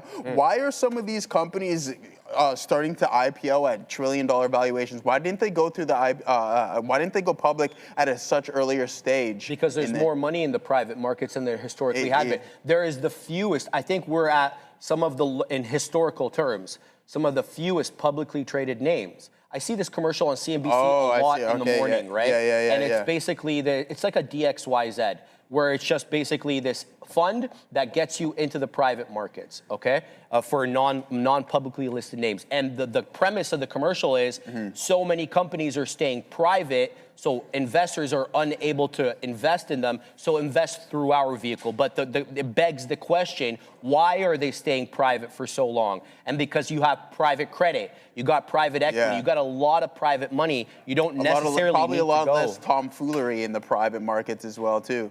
Right? Like if you're owning these shares, it's like probably the majority of the individuals are like, all right, we'll hold on to this. You're not having that back and forth that you see within the public market. Well said, Joey. LASC is absolutely ripping to the high side now, up 75%.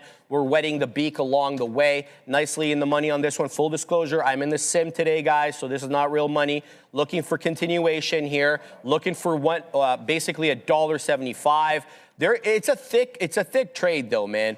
I mean, it's not moving in the way that we've seen, you know, these dollar stocks move in the past where they clear 5, 10, 15 pennies all in one swoop. That is not the way this one is trading. It's moving 1, 2 pennies at a time. So 164 area high, stuck here at 163. Keep your eye out on this one. It could see 175 sooner rather than later. And let me tell you something, baby. If it clears 175, you know where your boy's bias is going to go. We're going to start looking at that $2 with, what do you call? What's the word, the term I'm looking for? All right, well, I'll let that one go. We'll just take another beak wetter here on LASC as it rips up into 67. LASC is on its horse, guys. We're into that $0.0025 level here. We're still looking for 75. What's our cost basis on this? 40, only because I added a little bit higher, but we definitely had 135s, and I was repeating that 135 ad a couple of times because that was a very decisive area of support. Now, let me tell you something. Oh. This 135 area could have pushed me out what would have been a great trade, right? Because I kept pontificating about the fact that 135 wasn't even getting breached on a wick basis. Well, it did. If I had been less aggressive and moved up my stop into that 135 rather than sticking with the original plan, which is a 130 stop, I would have been missing out on this entire fake money move right here. So this is a lesson in context, guys. Looking again for another move into 67 here. Let's go ahead and post that 69, see what we get. I'm liking this trade, though, ASTC, a lot less, okay? This one feels like it is ready to go to the downside. It is an uninterrupted 1, 2, 3, 4, now 5 candle lower high. I think as soon as I'm back in the money on this one, I'm getting the hell out of there.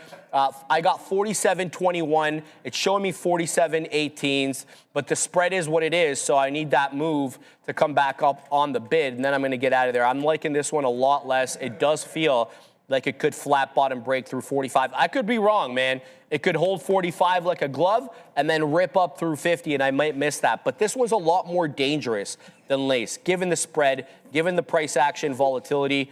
So I want to be careful in this one. Sim or not, you got to get the right habits, the right technique. So I think as soon as I'm back, possibly in the money here, I might end the trade on ASTC.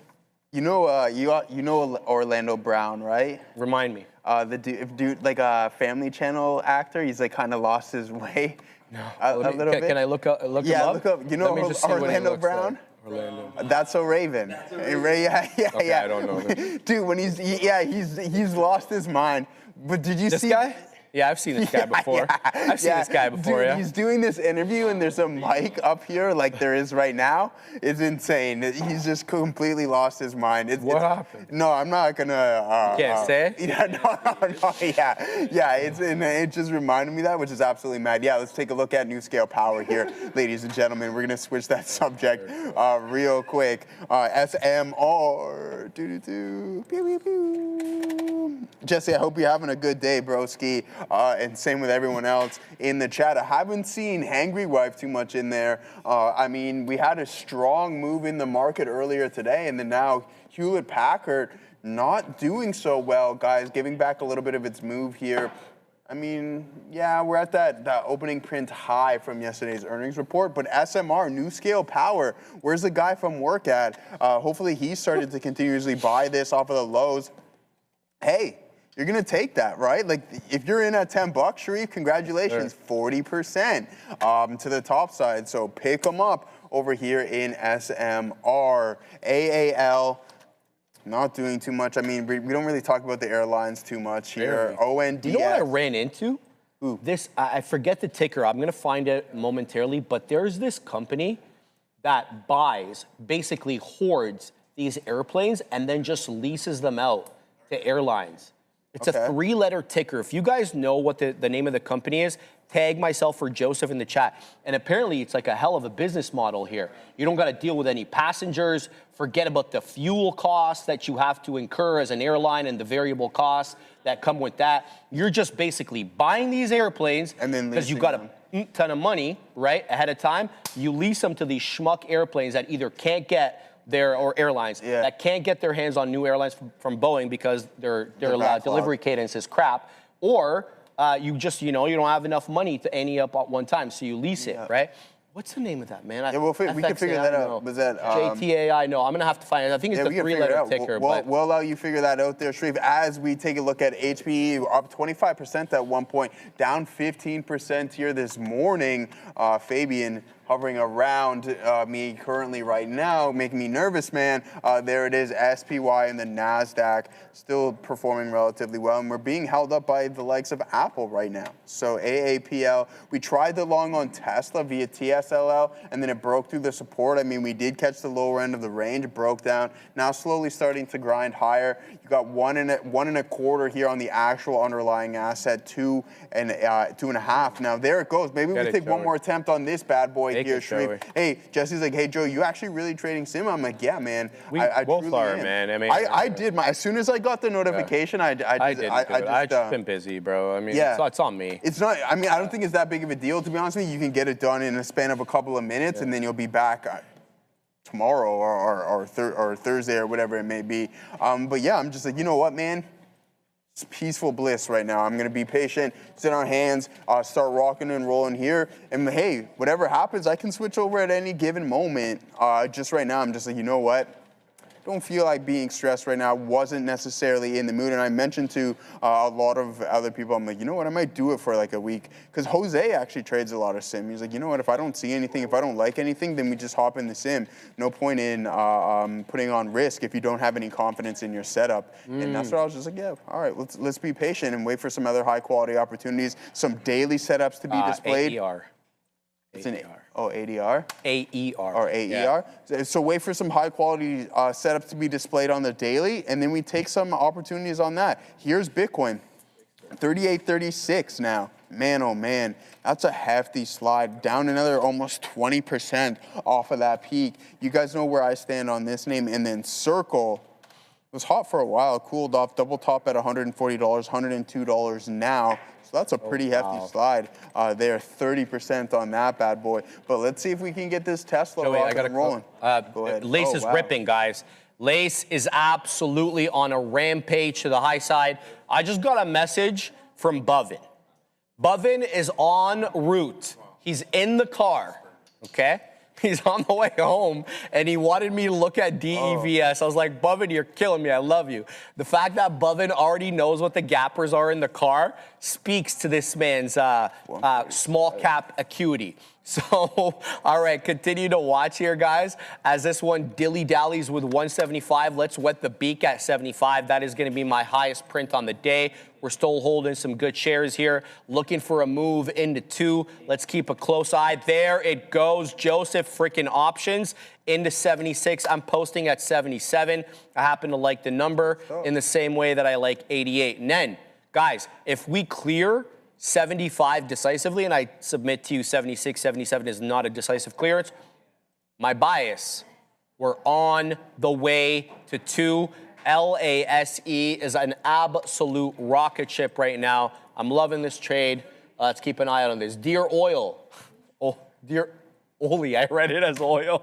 Sorry, I got oil on my mind, man. We need these prices down. It's our boy, Dear Ollie. Dear Ollie, my man. We called him Dear Oil for a year or so plus. Did I actually? Remember when we first started out? Well, I did. Anyways, I just made the same mistake right now. We were calling him Dear Oil for quite some time, and then he's like, it's Ollie. Yeah, Dear Ollie. Sorry, brother.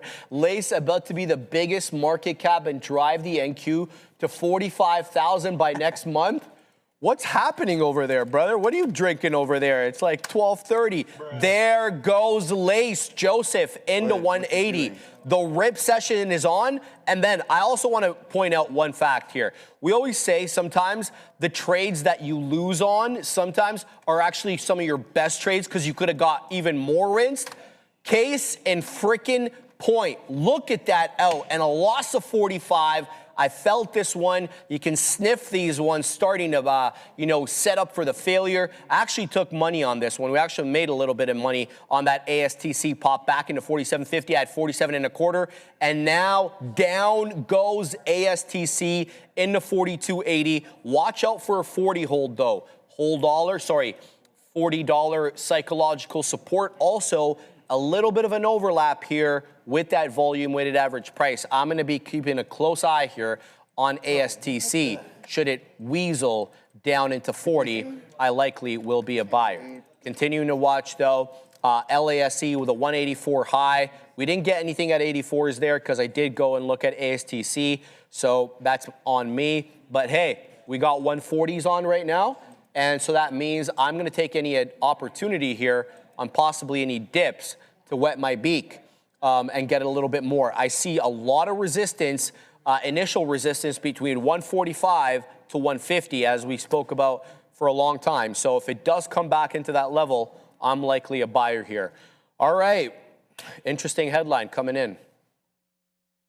I was going to say here, Satya Nadella has taken the stage at Microsoft Build 2026. He is now talking. MSFT is dropping, unfortunately, not significantly so, but certainly not getting any uptick. If we get anything here of note, I'll keep you guys posted here at MSFT Build 2026. Back to you.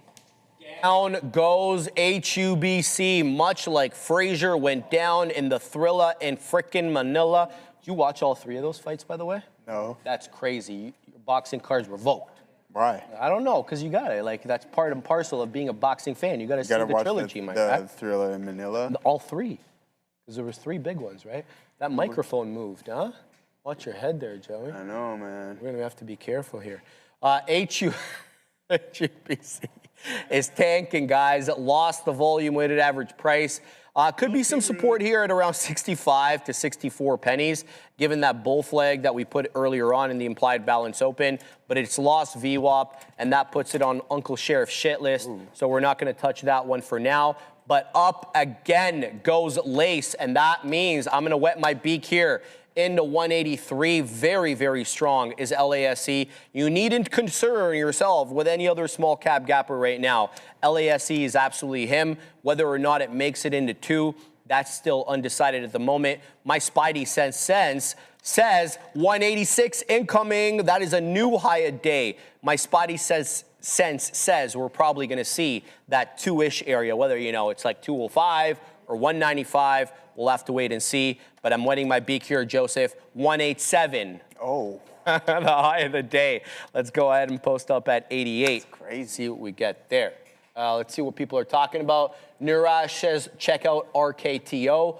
Hypercube says, never apologize. It's what I tuned in for. Hypercube was like saying his wife thinks that he's watching, like, you know, important news and stuff like that. And I come on, I'm like ramping, right? She's like, what's going on over there? Like, I thought, you know, you were watching some serious stuff, so I apologize. Oh, you don't think it's serious?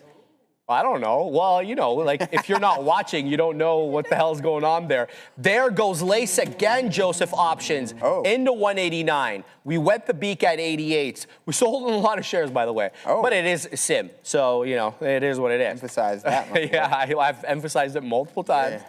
Right, continue to watch your big failure here off that 189 back into 182. Let's see if we hold trend. Prior bar low, by the way, just for those who are following along, 165, 166. Shout out to Commodity King. Are y'all going to do a mid-year stock pick?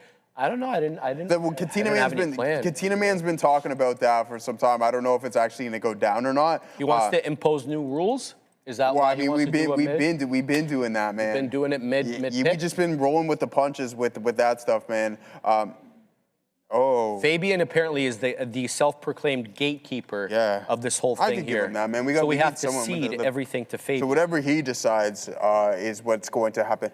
We're doing one at 6 months, he says. Well, isn't that now? Fabian, is it possible to put your connection to me a little bit higher? Because your voice is kind of faint. Just, I can hear you. Yeah, I can hear you, but it's just, it's that's Showtime.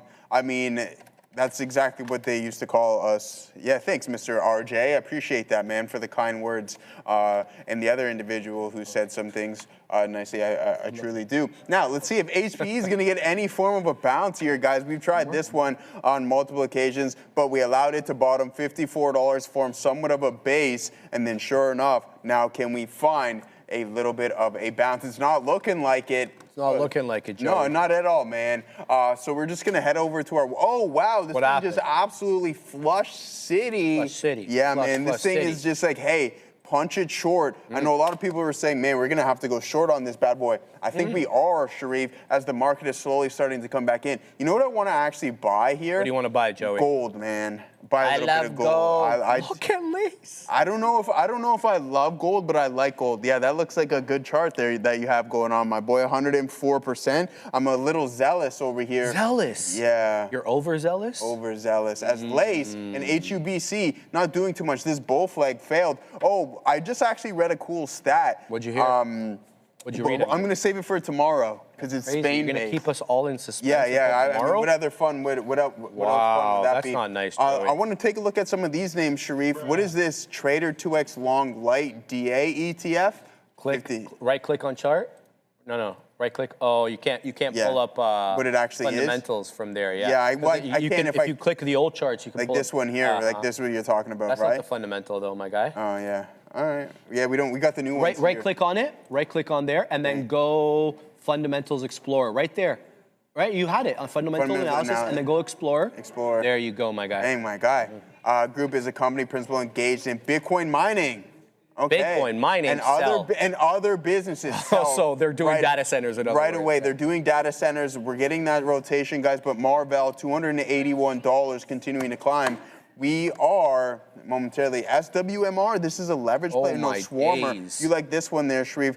You like shawarma? Shawarma. Absolutely, bro. Here, I get my ARAP card revoked if I didn't like shawarma, man. Okay, You know, yeah. They do. It came Into from that 97, we go, Joseph Options. I told y'all, man, this, if it gets into the level, it is going to see two. It is now a decisive moment. Does this clear two? And not just on a 1 or 2 penny basis, guys. We're talking about a decisive clearing so that we can use it as support. But you get that magnetic effect. This is typically what happens with these ones. When they clear the $0.50, we're looking for 75. They clear 75, we're looking for 2. This could be as good as it gets right now. It's a 201 high. I didn't get it because it just waked up super quick. I didn't even see it come in on the level 2, quite frankly. But LASC is just all sorts of strong. Going to Adara. This Microsoft keynote has been pretty underwhelming so far, but a couple announcements being made here by CEO Satya Nadella at Microsoft Build, declaring the expansion of Windows AI apps to more PCs, also unveiling some reasoning and planning models. So exactly what reports were suggesting. Not too much of a move here on the stock. Certainly not a great day here for MSFT as we digest comments from Microsoft Build. Looks like they're playing a video right now. That would be the first video of this conference or keynote, which is quite significant because usually they'll open with a video. So again, underwhelming keynote here from Satya. Back to you. I like Satya. I think he's a level-headed guy. When his time really did shine was when he went on the Gershner podcast with Altman. And Altman seemed unhinged, angry, and, kind of just annoyed of having to do this. Are you surprised? Nadella was like that manager, that level-headed guy. He saw Altman wasn't in a good mood, so he tried to shift the narrative. He tried to regain control of the conversation with Gershner. I think he's definitely him and Pichai, I think, are really good managers. Neither are founders, but they're hell of managers. I like Sundar. I like Sundar, yeah. Yeah, I like Sundar a lot, especially during that Google keynote, man. Are you guys watching this, guys? We're dancing with 2 here on Lace, man. And I'm leaving a beak wetter just above 2. So I think I've got it like 202, 203, just to test liquidity. It is a 201 high of day, and this is not surprising. We know what happens at these levels, right? You get into that $2 area, people start taking profits, and then the shorts also are earmarking 2 as a possible entry point. So this ends up being a little zig, a little zag. What do you think of this chart, Ram? What do you think of this chart? I love this girl, bro. She just doesn't give. You know what, bro? This is her general disposition most of the time. She's like, I'm not gonna be bothered. I've got too much on my plate. You're not gonna faze me. You like my outro, Ram? Thank you. I appreciate that. That's like the nicest comment I think she's ever given me. So get it, Ram. All right, Joey. Yeah. There's other people on her hate list today. Ram, can I guess? Is it people who assign you work? Oh. Ah, they're making it up there. Okay, so then I know who the two people who give you the most grief are. I'm not going to say them, of course. Say them, man. I can't do it, Joe. Why? Because it's recorded. That's fine. Right? Well, you know, I don't want to get her in trouble, Joey. But there's two people in her life that give her the most grief. Oh, did one of them put a ring on the finger? Yes. Oh. And then the other one is a family member. Oh. It's not her mom today, all right. Today. It's her mother-in-law. Oh my days. Man, oh my that's crazy, days. Man. Yeah, that's a sensitive subject there, Ram. So I'm gonna end the conversation You're done. right there. You're right? done, man. That's it. That's crazy to say.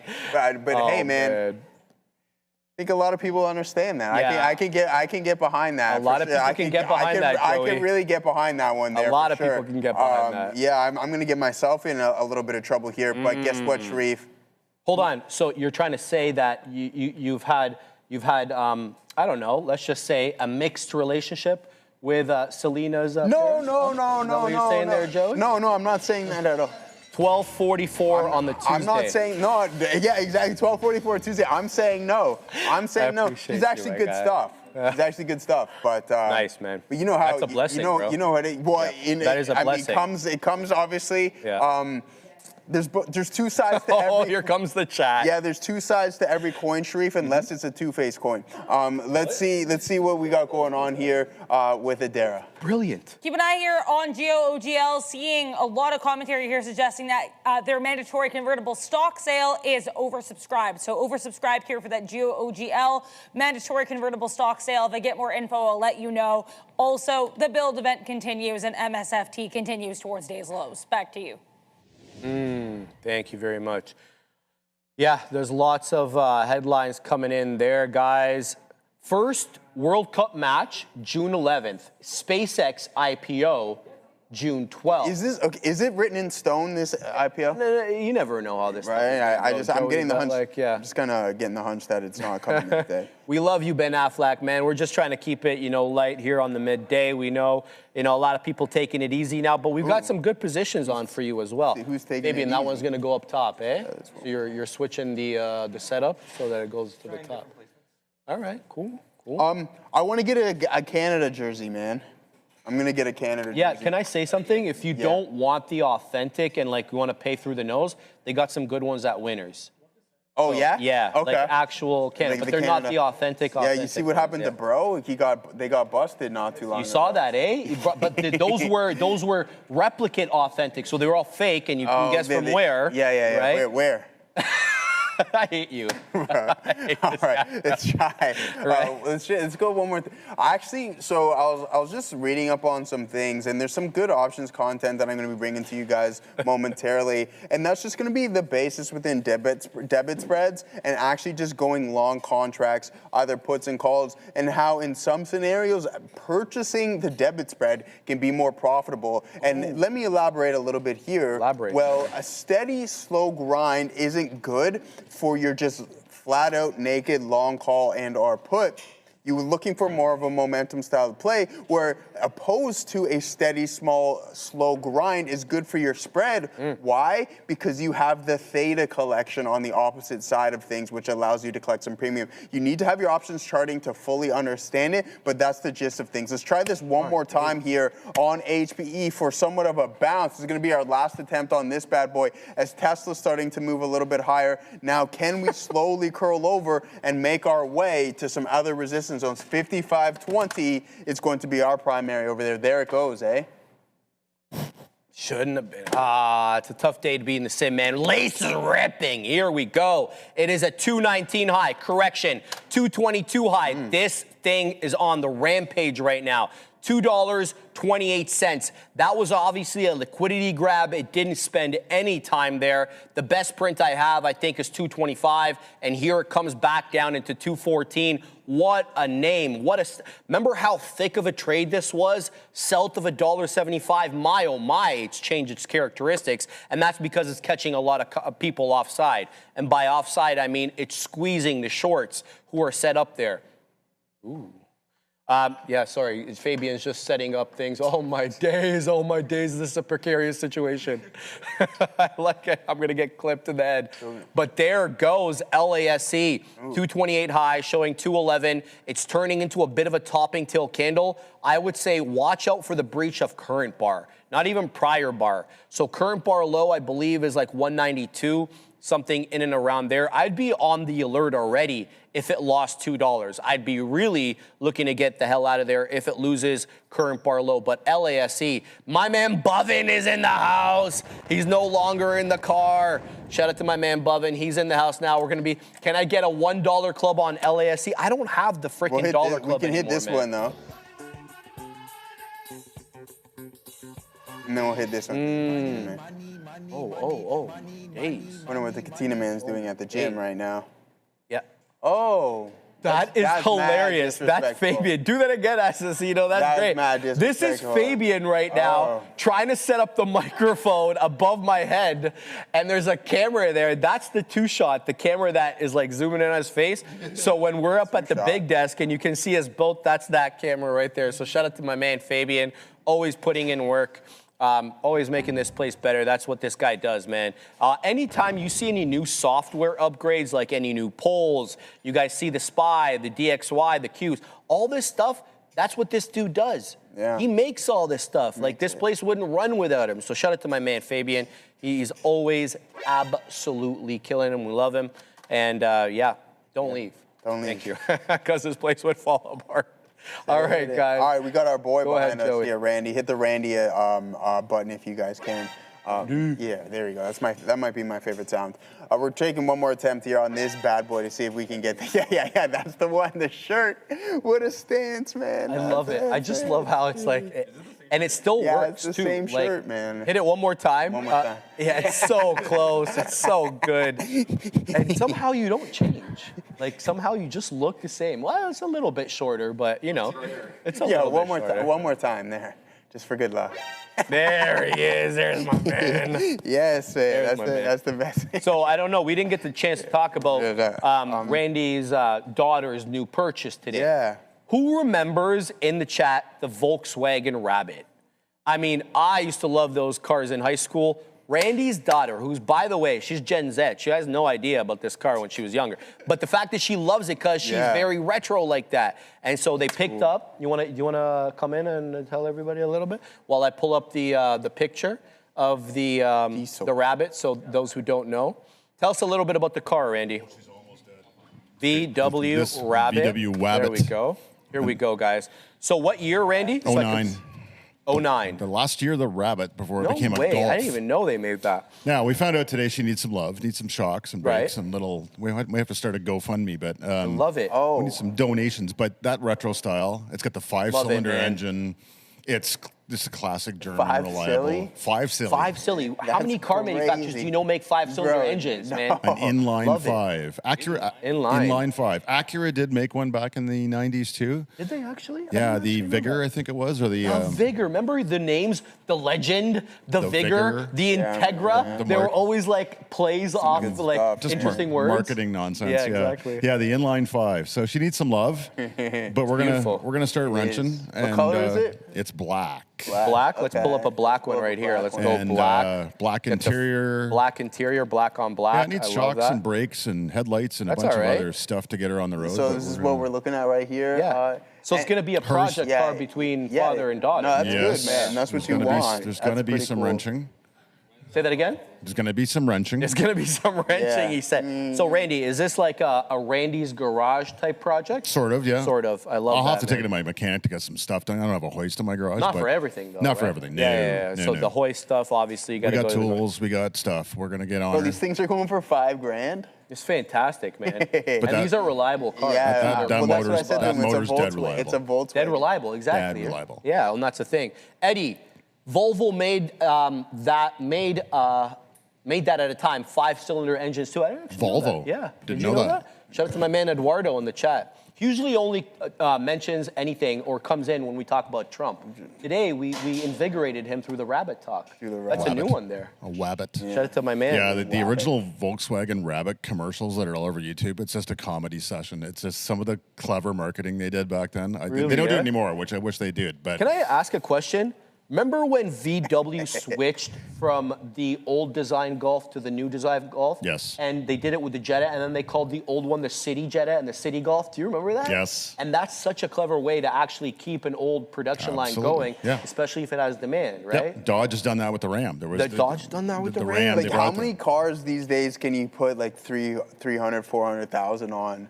Like some of these old school vehicles. Yeah, I had 311,000. Like, with with BMWs, 150K, you got some big time work to do. Yeah. You know what I mean? You do proactive maintenance. I love keeping old cars on the road. I don't mind putting $500,000 on a vehicle anytime. And a lot of these cars have more character than the cars you get now. Absolutely. You know what I mean? The ones are boxy and just kind of there's no fun factor. So I don't know.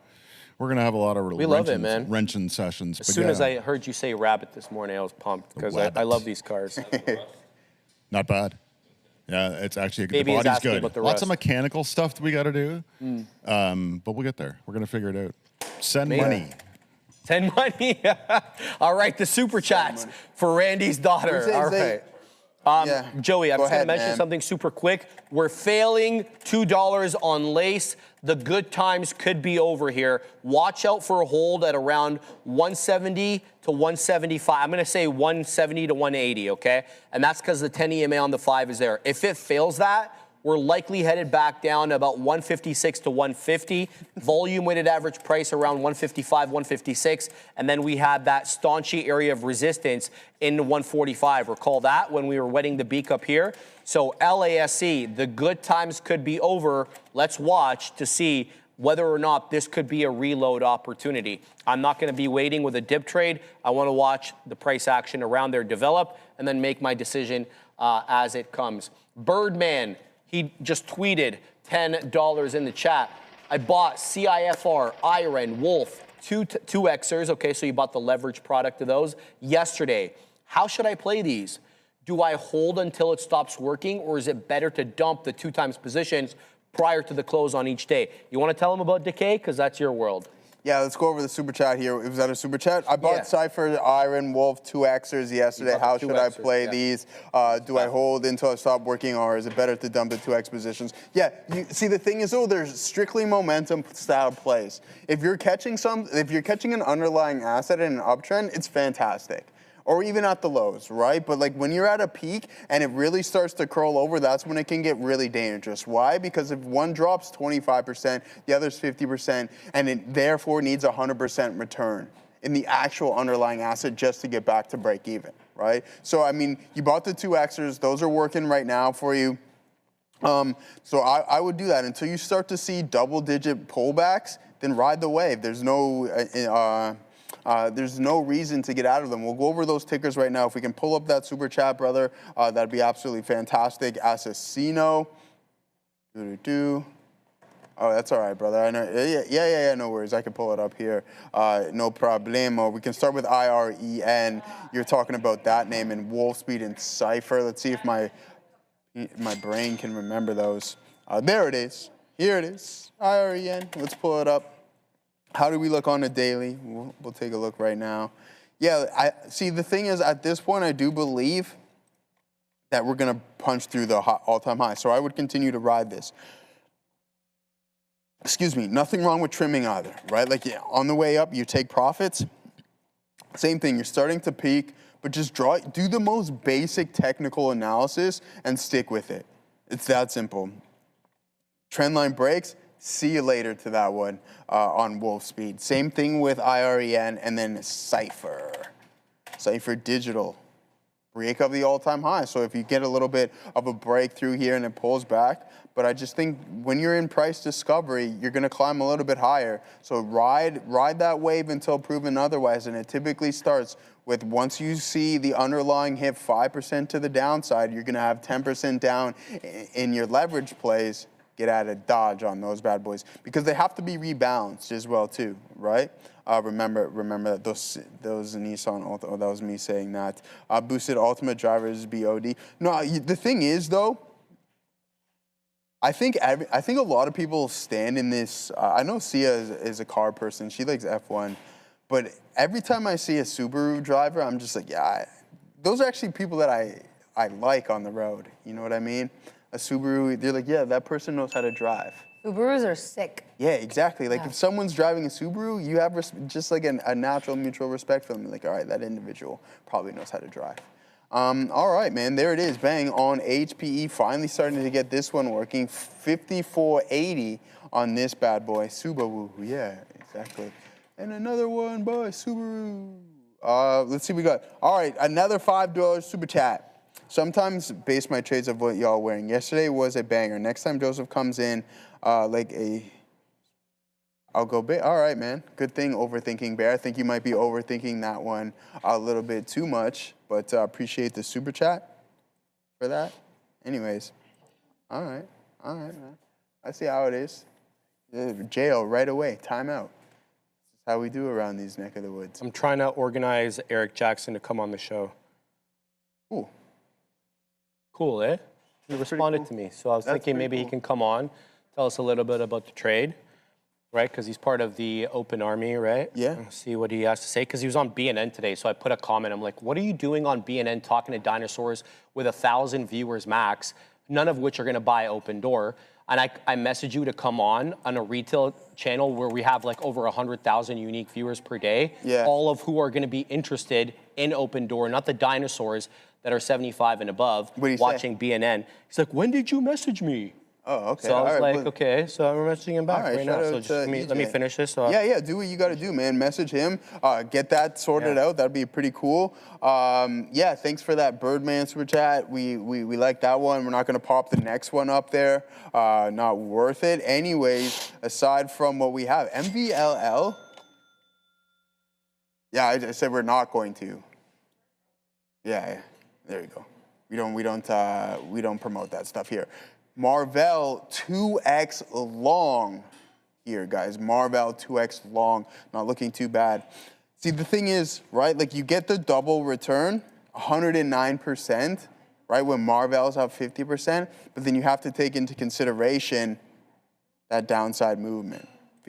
So if Marvell drops 25, you have 50% and then therefore need 100% return in the actual underlying asset. So is Tesla moving? I don't know. Yeah, I was earlier. I took a couple of attempts on that. We're in HPE for a rebound into 55, and that's what we're going to hold up onto into this one. So Joey. Yeah. LASC held up very well here at the 10 EMA and is trying to make another move at 2. I'm concerned here about a 2 rejection and a possible formation of a lower high, and then the loss of that 175. But here it comes again at 2. I didn't add into this one. That's probably on me there because I was basically saying, oh, look, I'm looking for 175 to add. Well, I didn't have any resting orders, and then I got up for a second, and there it goes. But let me tell you about this one as well. ASTC is making a move. Okay, here it comes, 48.99. It's back above the 10 EMA, and it's back right at that critical area of resistance. We have been talking about $50 basically all day. Now, mind you, it's a 51.91 high. All right, so what I'm trying to really get at is 50 has been the closing kind of resistance level, and here it comes, 49.50. It's trying to make another attempt at 50 here. Only 5 1/3 million shares traded, and the spread sometimes is $1 wide. So if that doesn't fit your profile, steer clear. There's 50. Can it clear? Into 50.5. This could be the breakout here. Again, 51.91 high, showing 50.47. So resistance at the $0.50. Getting cleared. Here comes a 2/3 of $1. So ASTC is on the move here, guys. Be careful with this one. Wide spread, and it has a tendency of retracing. We got to go up to Adara. Microsoft is trying to make the Jensen Huang effect happen for them as well to kind of mix results here. Basically, we know this Microsoft Build event is happening. Satya Nadella has now called Jensen Huang to speak. He's talking over, it looks like, live stream Skype or something here. Either way, Jensen Huang is virtually attending this Microsoft Build event. MSFT's stock is pretty underwhelmed by this. NVDA also not reacting too much to Jensen's presence. Also, President Trump on Truth Social saying it's, quote, false to say that the U.S. and Iran have stopped speaking and that they're continuously talking to Iran even today. USO pushing a little bit lower here. President Trump, again, indicating here on Truth Social that the U.S. and Iran are still in talks. Back to you. Yeah, they're talking. Yeah, I mean, that's the least you can do. Fake news reports that the Islamic Republic stopped speaking a few days ago are false and erroneous. All right. Okay, so let's find out, man, what happens. I just want this thing to get done so we can kind of move on past this whole oil shock, move on and kind of just, well, the stock market's already ripping. I just wonder what it would be if we didn't have an oil shock. I think we just got the all-time highs on Apple. I could be wrong here. 315, no. So we're 8 pennies off, 9 pennies off the all-time high. We touched it on the 29th, but we ended up closing red that day. Today, it's very green, 314.91 area high on the dead one Apple as it works into 315. Lumentum as well, a name that we've been giving you for a long time, up above 1,000 and up 13% today. Good look for Lumentum. How is MCHP doing? Yeah, giving back a little bit. You're going to have resistance at 100 here, I think, for a little bit of time. This one tends to do that kind of thing. Bloom Energy up 10%. F-Cell back. They're up 13 and change. We've been giving you guys the sell for a while. It did have a tough day the day before yesterday. Yesterday got bought up off 20. Hope people were picking that up. Chinese ADRs awfully strong today with Baba leading the way up 5 1/3. Much the same here with JD, Li Auto, XBev. They're all 4 and change, but the crypto industry continues to get destroyed. Down again here, man. Crypto is really losing the bid, Bitcoin specifically. And this chart pattern, Joey? Yeah. We need to be concerned with this chart pattern here, man, because that is a bull flag breakdown here. Now, if we lose the prior area lows, that'll be another thing there. But looking at that, Cisco also up nicely today into all-time highs on the Cisco, up 5% into 128.05. Cisco's up 66% on the year. Just going down the watch list here, trying to find some greenery. Very little in the way of green below semiconductors today. But hey, guess what? What? You want to guess? Solar, green again, 5% for Enphase. I thought Sedge would be doing a bit better, just up 0.8. So some green in the market aside from just the semi names. So keep your eye out on that, Joseph. Yeah, absolutely. I was going to add a little bit there, Sharif. We got Cisco. I like how you brought that up. Cisco up 5.1% here. Broadcom up 4 1/5. Apple up there, about to tap into its all-time high if it hasn't already. Wells Fargo, Bank of America, and JPM help holding the SPY up. But as for our top performing sectors here today, we got the utilities at the top of the list: energy, tech, materials, industrials, real estate, and the financials. Now, as for the lows, consumer defensive, consumer cyclical, healthcare, communication. All right, we can take a look at our options terminal, and we could just build our spread. We'll do that a little bit later. I know we're going to get into the news momentarily, so we'll get rocking and rolling on that shortly. Now, as for some other names here, what I wanted to talk about just the fact that HPE, you can't find any form of a bounce. So you take the break-even stop out on that one. But we do have a $10 super chat.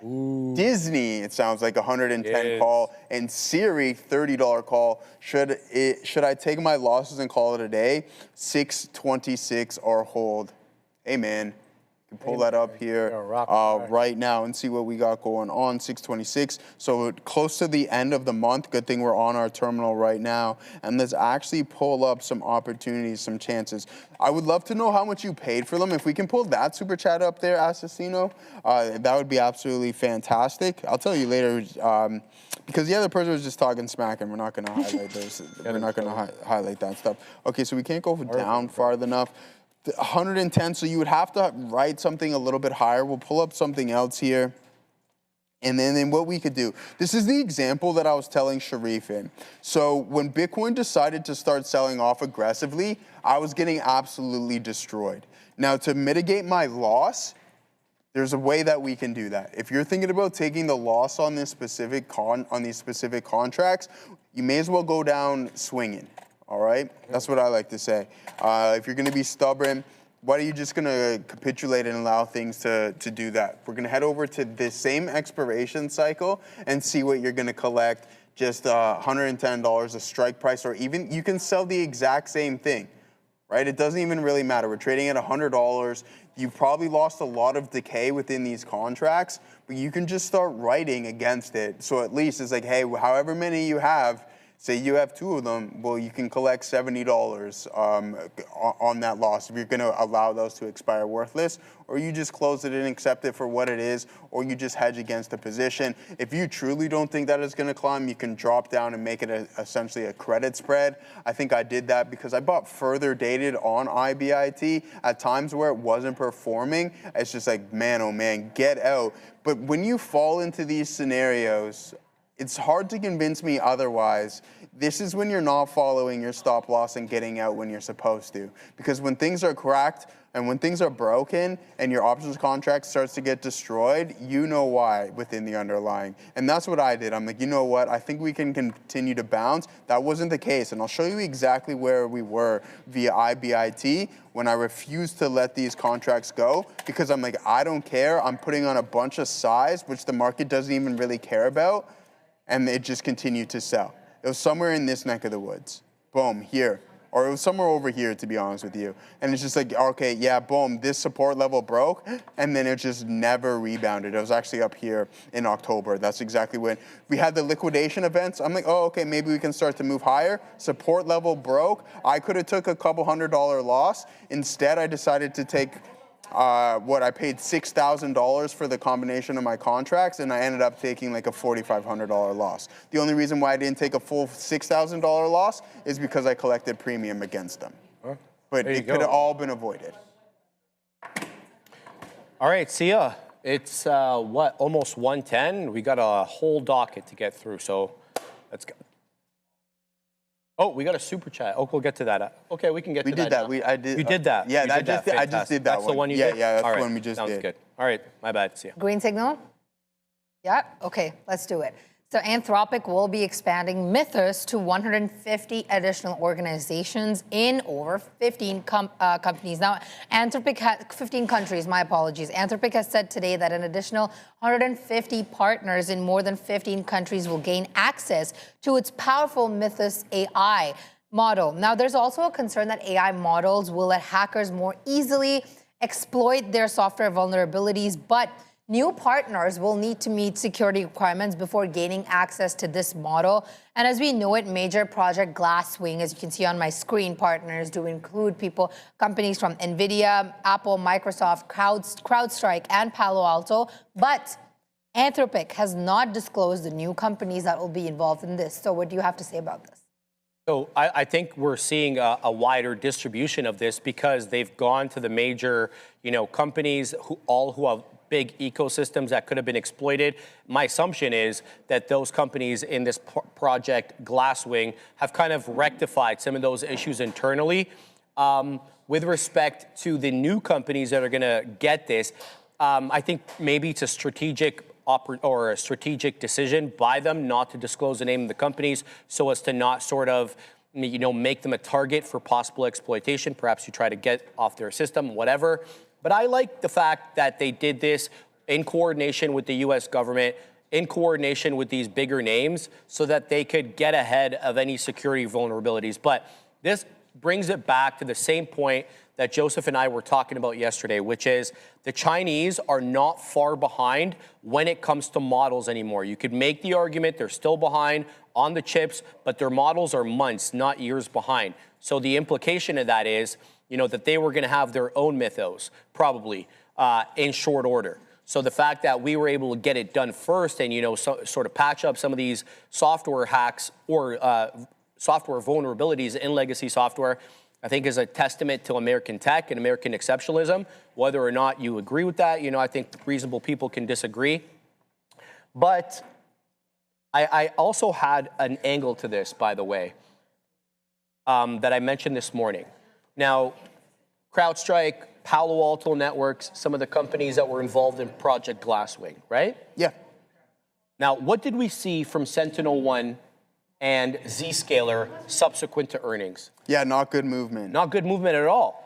But even though they reported, CrowdStrike, Palo Alto, and Fortinet continued to move up. That's atypical for an industry. Usually when we see weakness in some sort of chip name, you'll see that in all the other chips because of the read-through. We didn't see that here. So my assumption is that the analysts are gauging that there's going to be a lot of money that funnels in by corporations through corporate spend for their cybersecurity, but it didn't funnel in to SentinelOne or Zscaler. So I'm assuming that we were getting bought up quite aggressively because analysts' assumption is the money didn't go to those smaller companies. It went to the two bigger ones. And, you know, that's why we're seeing these huge big moves. But that puts a lot of pressure on the earnings report tonight and tomorrow to actually meet those demands. Because if you don't, it's going to sell off big. And I got to tell you, I took a little bit off again in the pre-market today. Yeah, you were telling me about 300. That. Just because it's been up so much, Joey, I mean, I really can't risk, you know. Especially what's to come with CrowdStrike, right? Like CrowdStrike, PANW, obviously the two big names. They were going to be the leaders of this race. But I like the comparison that I like using this here. Remember when DeepSeek first stepped into the news headline, Sharif, and everybody just absolutely was terrified of what all these companies were selling, and you've seen NVDA tank on the day. I forget what it dropped in that specific session, but it was just literally the sky was falling. And we've seen that in the exact same thing when Mythos was being released in some of these cybersecurity names. But then they realized the people in the back room are like, hey, you can't just replace these things like what the software like we've seen are like we haven't seen or what they thought they were going to actually do. Right. And then sure enough, you have the people behind the scenes buying these names up for a specific reason. They've done the testing. They they come to the realization that, hey, we're a little bit ahead of ourselves, and we're going to and now these companies are undervalued, so let's start to buy them back up to get them to true value. And I think that's exactly what happened. A comparison with DeepSeek and Mythos that we've seen in NVDA and with CrowdStrike and PANW and some of the other high cybersecurity names. Let's send it to Adara. Finally, Microsoft getting a little bit of a bid here on this conference. Perhaps Jensen Huang's presence helped. But either way, Jensen Huang is now gone. He's off the virtual stage, if you will. And MSFT pushing higher here after announcing this agent-related project, Solara. This is going to be for new AI-based devices. So as we expected, lots of AI talk here from Microsoft at their Build keynote. Back to you. All right, see ya. Oh, hold on. Before we do, I think we have a super chat. Super chat. All right, PJWG, 7WHG. Damn, that's a good name. $4.99. If BTC drops below 67K in the next 20 minutes, I'll buy you lunch. All right, man, we'll hold you to that. We'll put the timer on. Too bad we couldn't put a timer in the corner of the screen. What are we trading at right now on Bitcoin? I don't even know, and I don't even. I saw 67 and change. I saw 67,389. Oh, okay. So we're pretty no close. good. It's a no good. Yeah. All right. Thank you, PJ. We appreciate that super chat, man. And that sounds like you're short. So let's see what we got going on. We'll send it back to Sia. Yeah. Let's take a look at Google's $80 billion capital raise that's signaling AI demand. Alphabet has announced plans to raise $80 billion, which includes a $10 billion investment coming from Berkshire Hathaway to accelerate its AI infrastructure expansion. Now, management has said that demand for AI services is exceeding available compute capacity, which reinforces the view that AI remains a supply-constrained market rather than just a demand-constrained one. Now, this raise is coming in after Google is continuing to aggressively expand its data centers, AI chip, cloud infrastructure to support its Gemini enterprise AI growth. Now, Berkshire's participation is notable because it not just it represents another major vote of confidence in Alphabet's AI strategy and a long-term competitive position. And with that, Google trading a bit on the downside, almost 2.5%. Yeah. So I spoke about this at length in the morning rundown, but it's worth repeating again today. So a lot of money to raise, $80 billion, but let's be very detailed about where the money is going to get spent. $40 billion of that is going to be basically for this at-the-market program going to start in Q3 of this year, and it's going to be used basically to switch to what they're calling a sell-to-cover employee compensation model. And about 30 billion of that 40 billion is actually going to go to our very, very good friends. I'm sure everybody on the other side of the screen loves them as well. The Internal Revenue Service, the IRS, those are going to be liabilities that they're going to be due as a result of this new compensation package. So everybody and their mother was thinking, all right, 80 billion chips, data centers, servers, and whatever. Half of that essentially may be going to that. By the way, got to pause for a second. ASTC is ripping. We got 50-30 on. Here comes 53. We're looking for 54. Big move up here and a clean hold of 50. So when this one came back down, look for the add into this one, looking for a bigger move up. Let's see if we can clear 55. We're gonna, there it, wow, it just popped up into 56.90 as we speak. ASTC is absolutely ripping to the high side. Let's see if can we get into 60 now.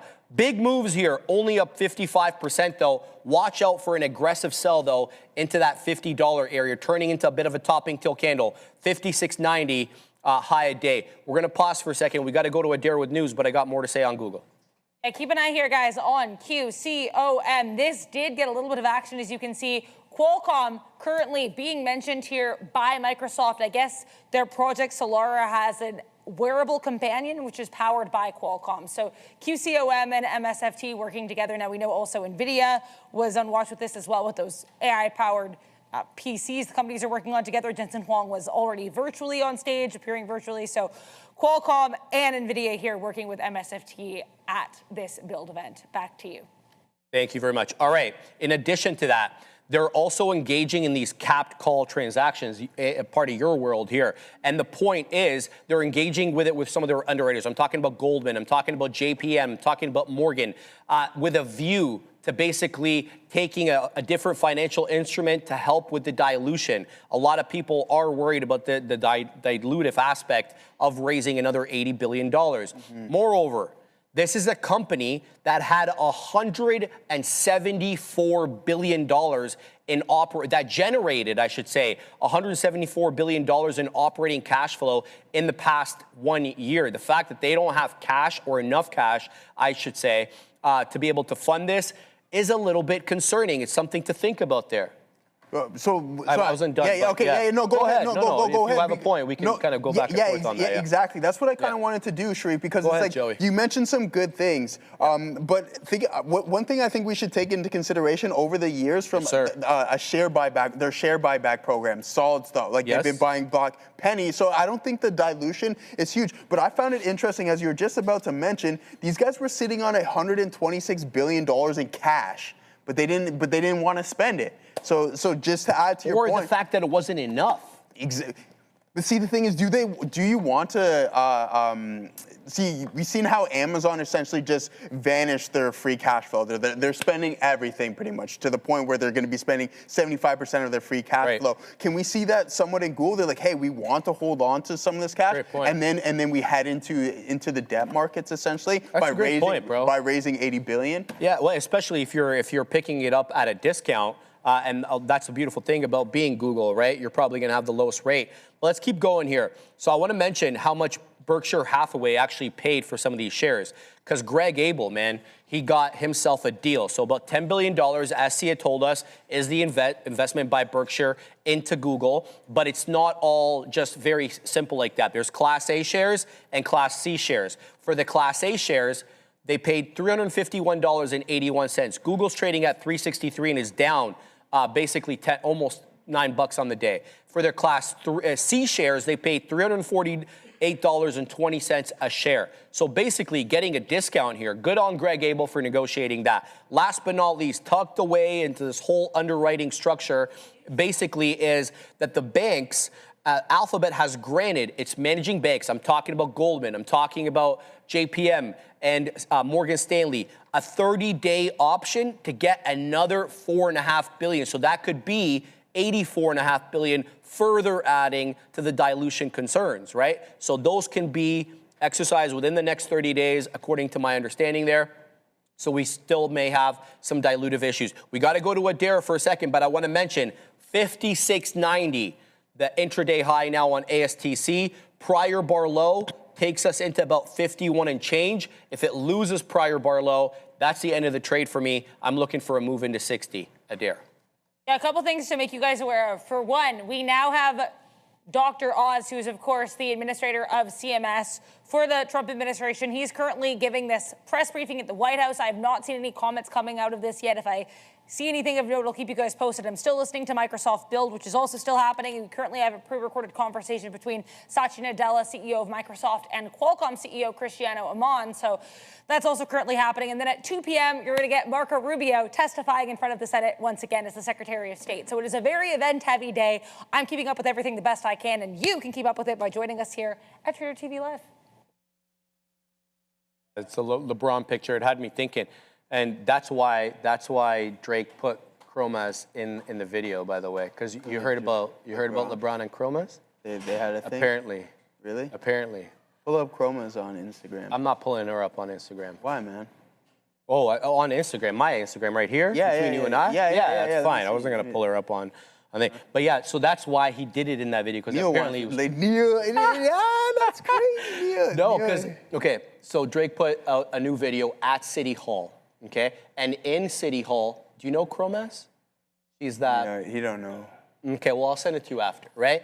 So she's like all over City Hall. She's walking through the legislative part. She's sitting in Olivia Chow's desk. They put on the satchel that, you know that mayor's satchel that they put around. She's like wearing it. I was like, what's happening to our public institutions, man?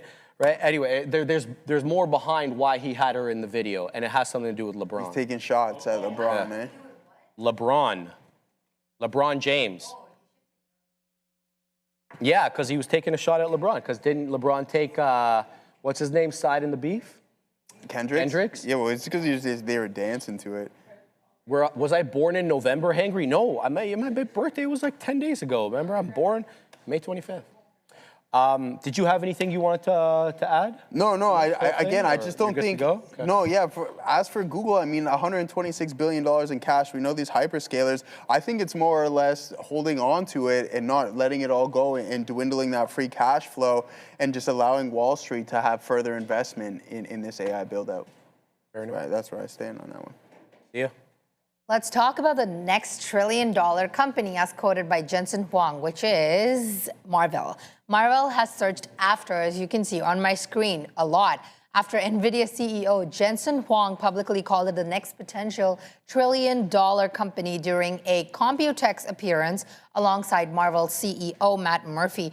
Huang has highlighted Marvell's networking and connectivity chips as a critical infrastructure for AI data centers, where thousands of chips must communicate efficiently across massive compute clusters. But these comments are also reinforcing a growing AI theme, and this also just proves that networking and data movement are becoming just as important as GPUs and the AI system scale. Nvidia has already committed roughly $2 billion to Marvell and continues investing heavily across the optical networking and photonics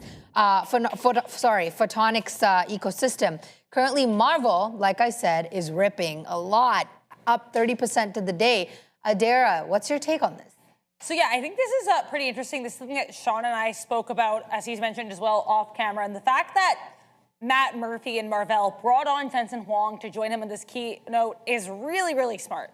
Because we know, even going back to that Dell technology world, going back a couple weeks now, we had Jensen Huang there as well, and he literally said that he was just there to hype up Dell and CEO Michael Dell during that keynote speech. Like, Jensen Huang's a great hype man. He obviously did a great job of it yesterday with Matt Murphy, and even today, he made a virtual appearance at Satya Nadella's Microsoft Build conference just to hype up Microsoft. And if you look, that is actually when MSFT started to pop. Now, I'm not going to give our friend Jensen full credit for that, but I will shout him out here and give him credit where credit is due. I think MRVL made a really smart choice here with his joint keynote speech. At first, when I heard about it, I was kind of like, isn't this taking a bit of the spotlight off of Matt Murphy? But obviously, no, just gives Jensen the opportunity to let Matt Murphy and Marvell shine. I think especially given that, of course, NVIDIA is invested in Marvell. It's a really smart strategic business move from that perspective as well. Honestly, I want to see if this Jensen Huang effect continues with Jensen just hyping up companies during their keynotes, because so far it's got a pretty good track record. Yeah, I thought you brought up a really good point, Sia, when you focused on the fact that they're shifting away from just trying to compete with NVIDIA via the custom ASICs route and actually focusing on other things. You mentioned photonics, optics, very important, storage, custom switching silicon, all things that complement as well as accelerate NVIDIA's hardware. So I think Jensen's less and less viewing Marvell as a possible future competitor and more as a complementary company to help him achieve his goals. And I do love this synergy between the two companies, especially because you already know that NVIDIA is throwing their hat into the ASICs ring via its big investment, I think $20 or $19 billion into Grok, GROQ, not K. So this is something really to keep in mind here. If they're going to be like a preferred supplier, and we already know they're tying the knot. They got the exclusive design for the electro-optic connectivity modules inside the upcoming Blackwell Ultra and Rubin GPU platform. So we already know this is happening. It's not an if, but it's more of like a when. So what I take away from this is that Jensen is viewing Marvell, yeah, sure, they're going to continue the ASICs game, but viewing them less as a competitor and more as a company that can help him achieve that next level. What are your thoughts? Yeah, I think we sit in the same boat here, Sharif. There's one thing, if we're going to be talking about $1 trillion valuation, then where have we seen this before? Well, go back in the history of 22 or 23, or actually late 21 into 22, and just look at the compounding growth within revenue and signing new deals. These guys have some big-time partnerships, and that's what you want to see. So if you're continuously printing quarter after quarter triple-digit revenue growth, and you're continuously raising your outlook, you can most definitely hit $1 trillion. Is it going to happen as fast as we think? No, those things take time. But with the hyperscalers still spending all this cash, and some of them even ramping up capital expenditure, then I wouldn't be surprised if within the next couple of years we see Marvell do something identical and hitting in that $1 trillion club. But you can see that, you can identify that. I would definitely not put that beyond, because at Broadcom, it's like 2.2 trillion. Right. And they're basing it on mostly, I mean, Broadcom does other things than ASICs, obviously, but they could be equally as big. I think there's enough room in the market. I don't know, like, I don't know the RPOs between each one of them. Maybe Broadcom a little bit higher is already hitting that, but for remaining performance obligations with Marvell, that could be a huge teller of where you're going to go in the future, right? Great point, man. Hewlett-Packard is the next thing we're talking about. HPE had surged 25% today after earnings, currently up on the day almost 15%. Posted its biggest earnings that the company has had since the year 2018. Now, AI-related demand was the one sector that blew analysts away, and HPE has reported adjusted earnings per share of 79 cents versus the 53 cents that was expected. Overall revenue has soared $10.68 billion versus an expected $9.79 billion. Server revenue alone has come in at $5.45 billion, which has topped the $4.66 billion analyst expectations. And Morgan Stanley has taken their price target from $33 to $71. That's a big jump. Well, like I said, currently HPE up on the day almost 15%. Yeah, great look. Top line for server revenue, as you mentioned, really surging up. It looks like it was 8% sequentially year over year for the server segment. Not a bad look, but it came at a profitability hit. The server division had an erosion of margins by about 110 basis points, but I think they'll take that deal all day. Let's grow that top line number. Let's worry about growth, and then we'll shore up costs as we secure the demand. Where have we seen companies do that? Oh yeah, almost every company that grows basically prioritizes top line in the short to intermediate term, then the bottom line. Also, HBM didn't spare HPE either. High bandwidth memory, hard to get a hold of and very expensive. That ate into their margins as well. And apparently, they also are having issues, supply deficits, according to the company, for liquid cooling and cooling manifold packaging, which is basically the cooling system inside these data centers. You can air cool, you can water cool. My understanding is that the water cooling systems or the cooling system that use liquid are a lot harder to actually design, and you've got to go in and refit the data centers with all the plumbing and everything like that. So probably a little bit more of margin erosion there, as those costs have to be, well, I'm assuming probably that those costs are going to be borne by the company who's building out the data center. So we'll have to wait and see, but fantastic look, nothing to complain about here with HPE. Nice to see that there's diversification in the server game. You've got Dell, you've got HPE, you've got SMCI. A lot of people throwing their hat into that ring. I agree with you. So I like how you brought up the HBM and how that just chewed into margin stream. Unfortunately, with this name that's running, they don't have those longer term contracts like the Apples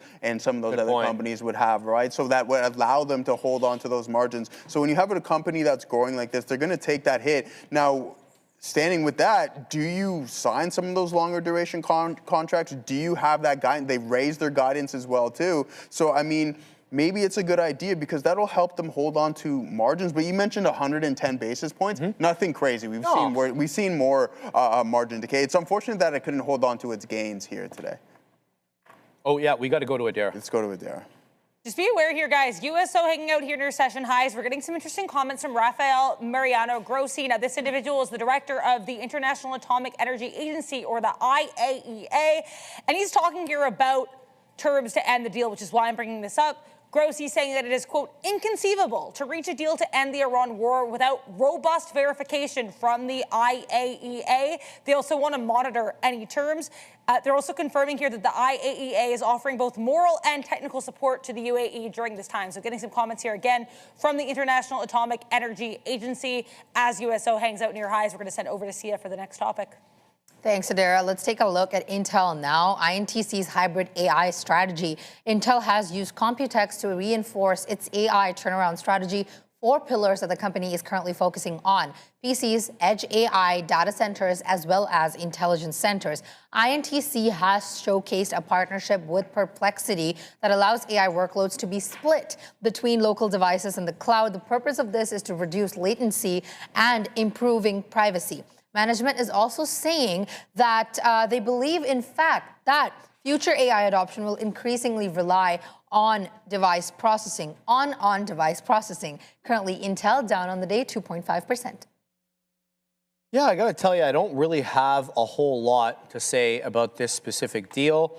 What I'm really looking out for to see with Intel, like, to me, the next major Intel story is proof of the foundry business, right? They've got a lot of different potential customers. Now with that new deal that we've heard them tie up the knot with, NVIDIA, AMD, Apple, Amazon, amongst others, whether or not, you know, that they can actually meet the demand and get the products out there that the companies are going to be able to use and, you know, not have yield issues.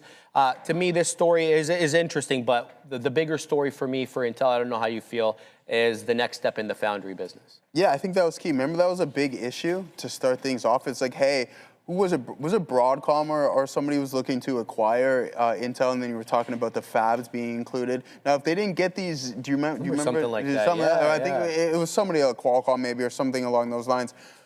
But the fact that they have these big time deals and now it's like the fabs aren't really any form of an issue, I think that's a big step for Intel. Obviously, the stake within the government is what really got that ball rolling for them. Other than that, I don't know if we would be talking the same about Intel if it wasn't for Donald Trump and his 10% stake. Yeah, no. I wrote an interesting paper about it. Fabian, our monitor went out here. Yeah, I remember which one you guys were wiggling over there. Yeah. All right. Sia, what do we got next? We're talking about MCHP next. Microchip has said its data center solutions business is expected to grow 65% to roughly $500 million in the fiscal year 2026. Segment has generated $302.7 million in revenue in fiscal 2025 and now accelerated another 62.9% sequentially during the March quarter. Management has also highlighted the continued strength across data center, connectivity, power management, analog, security, and MCU products that are tied to AI infrastructure spending. This company has also announced selective price increases to offset certain supplier cost pressures, but they've said that the move will not affect current guidance. And with that, MCHP up on the day, 4.2%. I'm no longer involved in this name. My entire purpose of being in MCHP was analog chips, or basically, just to put it a different way, less advanced chips. We're talking nodes of 7 nanometers and above. And that is actually where the company wants you to focus. Steve Sanghi, who's the CEO, pushed back against the media's narrative that this 18% increase in their cloud business was as a result of their exposure to AI. He says it's actually not that, and that the vast majority of that increase was what he called general purpose catalog microcontrollers, MCUs for short. So essentially, it goes back to one of the reasons I even got involved in this company is the less advanced nodes. Think of like microwaves, washing machines. It's back, Fabian, thank you. Washing machines, things that all have microchips in it but don't require the same type of robust compute that you get from data centers. And we saw this as well with TXN. I know you're a big fan of TXN. I like TXN, yeah. And they're competitors, quite frankly. Yeah, and both exactly. are doing pretty good. Well, that's what I was going to get at. I don't honestly know. I remember you were talking about this name for quite some time. Yeah. But I don't know too much about the company. You talk about the dishwashers, the microwaves and everything, Sure. and those higher nodes. This name, I mean, it's been performing absolutely fantastic, as you expect it will, because when everybody's looking at the 2 nanometer and less now, I believe that we're talking about now, Sharif. We're talking about 1 now, these exactly, days, we're Joe. talking about 1. So you have a company that's just like, no, let's focus on other things and have the ability to grab that form of market share. MCHP was doing exactly that alongside TXN. TXN has more investment than I believe these guys do in the United they're States, like right? 10 times the size. Yeah, exactly. Yeah. And they obviously have the new fab coming out in They got Arizona the new fab as well. as well. Yeah. They got a lot of. Did you know that they have plants in Texas? Oh no, yeah, hello, yeah, Texas Instruments. It's funny because I seen someone make the comment the other day that it's like, what, Texas Instruments? They don't make calculators anymore. They do. I know, but it's like a running joke. Yeah, it's like that's what I think. I'm pretty sure everyone had a Texas Instrument calculator. I had one. right? I don't know up, anybody so. who didn't have one, but. Yeah. What's going on, Fabian? All right. Well, Fabian's he's posting up. He's looking at the mic. There's a mic right here. Y'all can't see it. There's another mic right there. Yeah. Fabian, I have just put that in. PTSD, by the way, for people standing directly behind Why? me. Yeah, Joey, what happened? Yeah. You want to share the story? No. Okay. Yeah. My bad. Yeah. All right, Seal, what do we got next? We're talking about VSXY. That's changed from VSC. Oh, it spiked 40% after a big earnings beat. The company has blown past Wall Street's expectations for the fiscal first quarter. They've reported adjusted earnings that are well past and above the consensus. So let's take a look at some numbers. Be patient with me, please. Victoria's Secret is now expecting a full year sales to be between $7.03 billion and $7.13 billion, which is up from a previous range between $6.85 billion to $6.95 billion. Well ahead of the estimates of $6.99 billion. The company has also raised its full year guidance of adjusted opening income by more than $100 million. Therefore, the company is now expecting an adjusted operating income to be between $550 million and $580 million, up from a previous range of $430 million to $460 million. EPS, 60 cents adjusted versus 30 cents expected. Revenue at $1.56 billion versus $1.52 billion expected. Reported net income for the 3-month period that ended on the 2nd of May stands at $47.7 million compared with a loss of $1.66 million a year ago. Currently, VSXY up on the day a whopping 46%. Man, just half the company's value in one swift move. That's crazy. Look, I don't know any of these divisions. I don't even remember the last time I was in a Victoria's Secret store. But apparently they have good digital sales, good store sales. They have something called their beauty line is doing well. Pink, apparently that's a line as well, and it's doing well. Their international operations are improving, and executives on the call apparently highlighted the fact that they are lowering their promotional activity, which in my estimation means holding on to margins. Improving profitability obviously comes from that. And they're seeing, which is interesting, demand among both younger and older consumers, as well as lower and higher income shoppers. I don't know how you hit both of those worlds all at once. That's pretty strategic, and I'm assuming that's probably why they're ripping up almost 50% there. They're doing good with old and young. Yeah. They're doing well with, people who have a lot of money and people who don't have a lot of money. Like, it's just this is like the perfect business. The thing with this company is that even if you go to the mall store, you'll see that their catering, like you said, to every range of the crowd. They have teenagers. I always see teenagers going in. Okay. I see young girls. I'll see like mothers. I'll see old people, and everyone has something in that store. Yeah. Like even if it's not intimates, but they also have clothes, perfume, so much. That's like a pretty tough cool. thing to do generally, Sia, which is kind of why it's catching my attention. True, yeah. You know what I mean? What's your think on this, Joey? I think, like, I mean, I can't even pull up this thing for some reason. Pull up. Okay, it's VSXY. Yeah, VSXY. It's like very sexy. VSXY. Yeah. SXY. Yeah. That's There we go. right there. Yeah, I mean, hey man, listen, you know where I stand when it comes to Where do you stand? the retail space, right? It's definitely a tough one. Ooh. But I mean, they're bucking the trend along with They're bucking it. UBRN, right? Urban Outfitters, URBN. RBN? Yeah, sorry for that. Yeah, Scott. Yeah. Victoria's Secret, brother. Yes. Yeah, I mean, hey man, it's bucking the trend, and as you said, if you have the ability to stranglehold both ends of the consumer, then I think that's a pretty big bump. And I mean, I don't even remember the last time I was in a mall, to be honest with you. I go to the mall almost every week because I always take my old man for a walk and stuff around like that. and Yeah, get the walk around Go and up to stuff. Markham.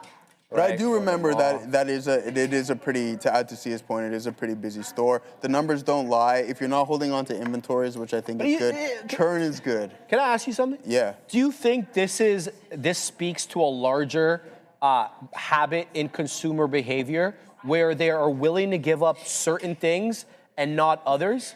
So if consumer spending was to decline, Yeah. which it kind of hasn't yet, Yeah. to be honest. Okay. Or debt is up, Yeah. but still spending remains strong. Do you think that this is one of the areas where the consumer starts making the first cuts? Lingerie, these type of, or is that something that, you know, that's going to be recession resistant, if you get my drift? Yeah. I mean, what happens when people get bored? I don't know. You know what I mean? Do you fall into that realm? Like, what are the first things you're gonna buck? Like, at the end of the day, is it like some expensive shoes? It's very interesting, right? Because you would think, it's like, is that a necessity that you're not seeing? Because look what happened during the previous earnings report. What was that name that Sydney Sweeney's in? What's that? Oh, place? AEO. Right? Yeah. You see that on the decline. And you see some of these other retailers on a decline, but yet you see a sector like this where you see these little feats of strength, right? Like, so I think that's what it is, to be honest with you. I gotta tell you, I'm caught between two minds on this. You know what I mean? Like, within the consumer? If consumer spending was to slow, whether this would be one of the first areas the consumer starts cutting from. I think so. And I'm caught between two minds a little bit because there are certain parts of the undergarments which are not optional, right? They have to be worn. They have to be And then there are other ones that, you know, are sort of frilly a little bit, right? You know, exactly. And I think this falls into that, but I think it's a sign of strength. But when you're talking about consumer spending, where do we traditionally see? The restaurants, right? As you mentioned, That's a good point. Right? So you'll see eating out, and you see people starting to cut back there. And then some more of the other luxury goods, like, how come a company, I get it, you have the ability to tackle both ends of the consumer, the lower end and the higher end, but like, why isn't Nike performing half decently well? Why aren't some of these other names performing well? I don't think they're trying to target the lower end. They're not, Nike, they're not, and I Like, think that's a big time decision. So is you that been in their store lately? Dude, everything is expensive. Everything's $150. Yeah, everything. Everything's $150, and I don't know if that's necessarily the way to go because you're really hindering your total addressable market at that point. But maybe Victoria's Secret found the secret to hitting both ends. So. And I'm loving all these comments in the chat, guys. You know, everybody's got a take here. I'm loving it. Some are funny. I know some are, you know, they're trying to poke fun, but hey, keep them coming. We like it. What do we got next, Sia? Let's stick to news. ARM's data center CPU push. ARM CEO Rennie Haas has said restricting AI-capable CPUs from China would be difficult because CPUs are general-purpose processors, which are used virtually across all computing applications. Now, management has argued that CPUs are far harder to regulate the NVIDIA-style AI GPUs, Since performance thresholds in AI-specific use cases are less clear than everything else, ARM has announced that ByteDance and Oracle have become customers for its new AGI-focused data center CPU platform. While the company also expects this emerging data center CPU business to generate roughly $15 billion in annual revenue within 5 years. Now, currently, ARM not reacting to this, trading flat, 0.24%. Yes, and this puts ARM right front and center in the antitrust conversation. We spoke about this. They were licensing, they were receiving royalties for their designs that were being used by other companies, but now they're going to compete with their clients. That changes the narrative, right? We spoke about this when this ARM headline for AI CPUs came in, I believe last week, maybe the week prior. So this changes it for me. The revenue generation, as well as the prospects of more clients, more products, obviously fantastic. But that usually raises the attention, alerts the antitrust regulator about this kind of stuff. So I'd like to see how this all unfolds. I do like how they're taking a very strategic regulatory approach to making sure that their CPUs are China export compliant. Again, this used to be 20% of NVIDIA's revenue. I'm speaking about China, which is 0, according to Jensen's own words. So I don't think that they want to go through that again. Apple into all-time highs, breaking 315. Get it, Apple. Almost up 3%. Adara's got news.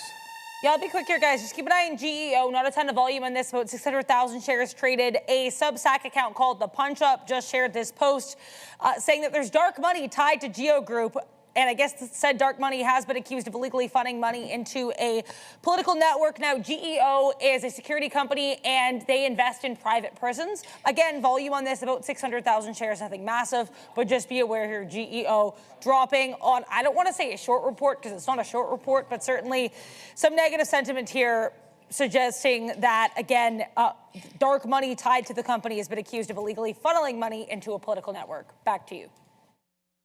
I was just verifying with Katina, man. This was like the Burry trade where he invested in that private prisons. I didn't even know that they had private prisons in America until that Burry trade. By the way, guys, GPUS is ramping.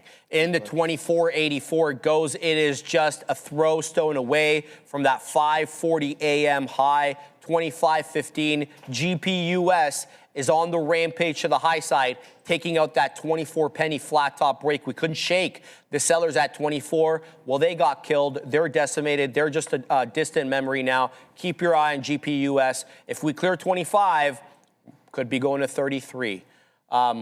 So yeah, did you have any comment about that? Yeah, nothing like crazy. I mean, like ByteDance is looking to buy some of these CPUs that we're talking about here, the AI. Oh, they're going to buy them as well? ByteDance is involved, and I find Chinese company. Yeah, exactly. But that's what I was adding to your point, right? Yeah, Singaporean. You know what I mean? Yeah, exactly. No, Senator, I'm from Singapore. Yeah, that's crazy. Wow. You already said that like 100 times. Crazy. Senator. Yeah, that was absolutely hilarious. Yeah. I mean, but other than that, like, we already know that Masayoshi holds about 85 to 95% of the float on this. So I wouldn't be surprised. Like they'll be able. I think they'll be able to sell them to who they want. Yeah, and I like the fact. Like, but what do you think about like the narrative last? Remember when this story broke? Then people started saying antitrust. They're going to start competing with the customers that they're actually licensing some of this technology to. So they have a licensing business and a royalties business. Those are the two ways they typically generate money. Yeah. They never actually made their own chips and then went out there and competed with people. Now they're going to compete with some of these companies. Yeah. You see what I'm saying? Yeah, I mean, smart. If you, But the regulator might have another idea. Yeah. All right, Sia, what do we got? Let's talk SMCI's continuing AI momentum. SMCI has continued extending its recent breakout. Chart speaks for itself. The move follows a major AI infrastructure strength across the sector after strong results coming in from HPE and Dell reinforced investor confidence in AI server spending. Supermicro has unveiled 2 new rack-scale AI platforms built around ARM and AMD technology, targeting agentic AI workloads.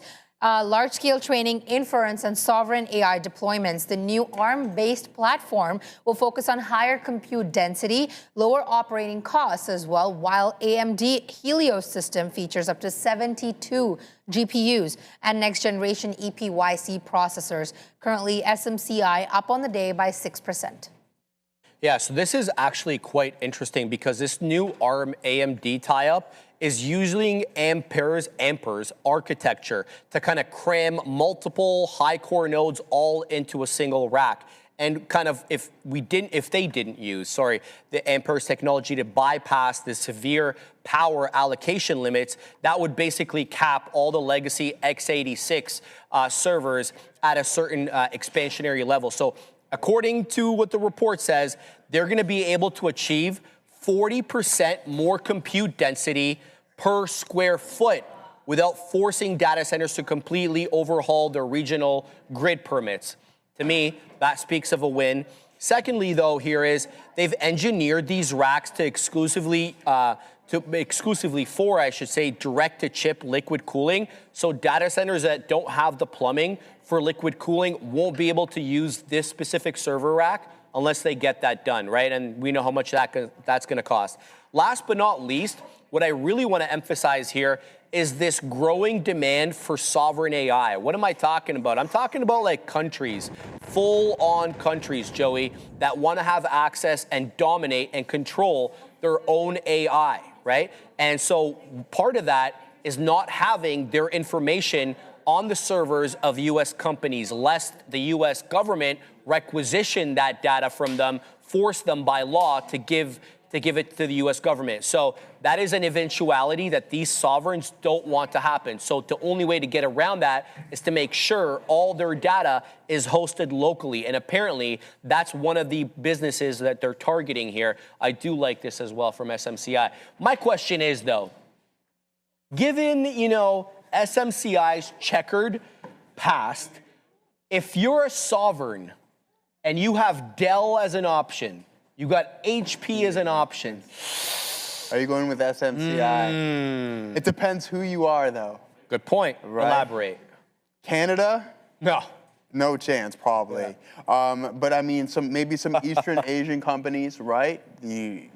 Who we talking about here at the end of the day, exactly right? Who you're talking about. I think it depends where you are and who you're going to tick off at that point. And I like that you brought up the sovereign aspect of things because we have our data center being built out in the Kitchener-Waterloo. You have what's going on in Norway and then I believe in France as well too. They're build out. And the Saudis, bro. Saudis been in the game, but who they're getting their stuff off of at the end of the day, right? Like it's NVDA at the end of the day. But I mean, if you're heading into Eastern Asia, I think that at some point India would probably get involved with types of the SMCIs, right? Because you get a little bit of headbutting here in the Western world, and some of the other names too. Like they were already selling to Singapore, so at that Singapore point, is like customer number one. Exactly, for them, like they're at the top. And Mongolia. Don't forget about Mongolia. All of those countries. I mean, I wouldn't be surprised if those were their bigger country. But I think it's funny that we just sweep under the rug what they were up to, illegally moving some of these chips.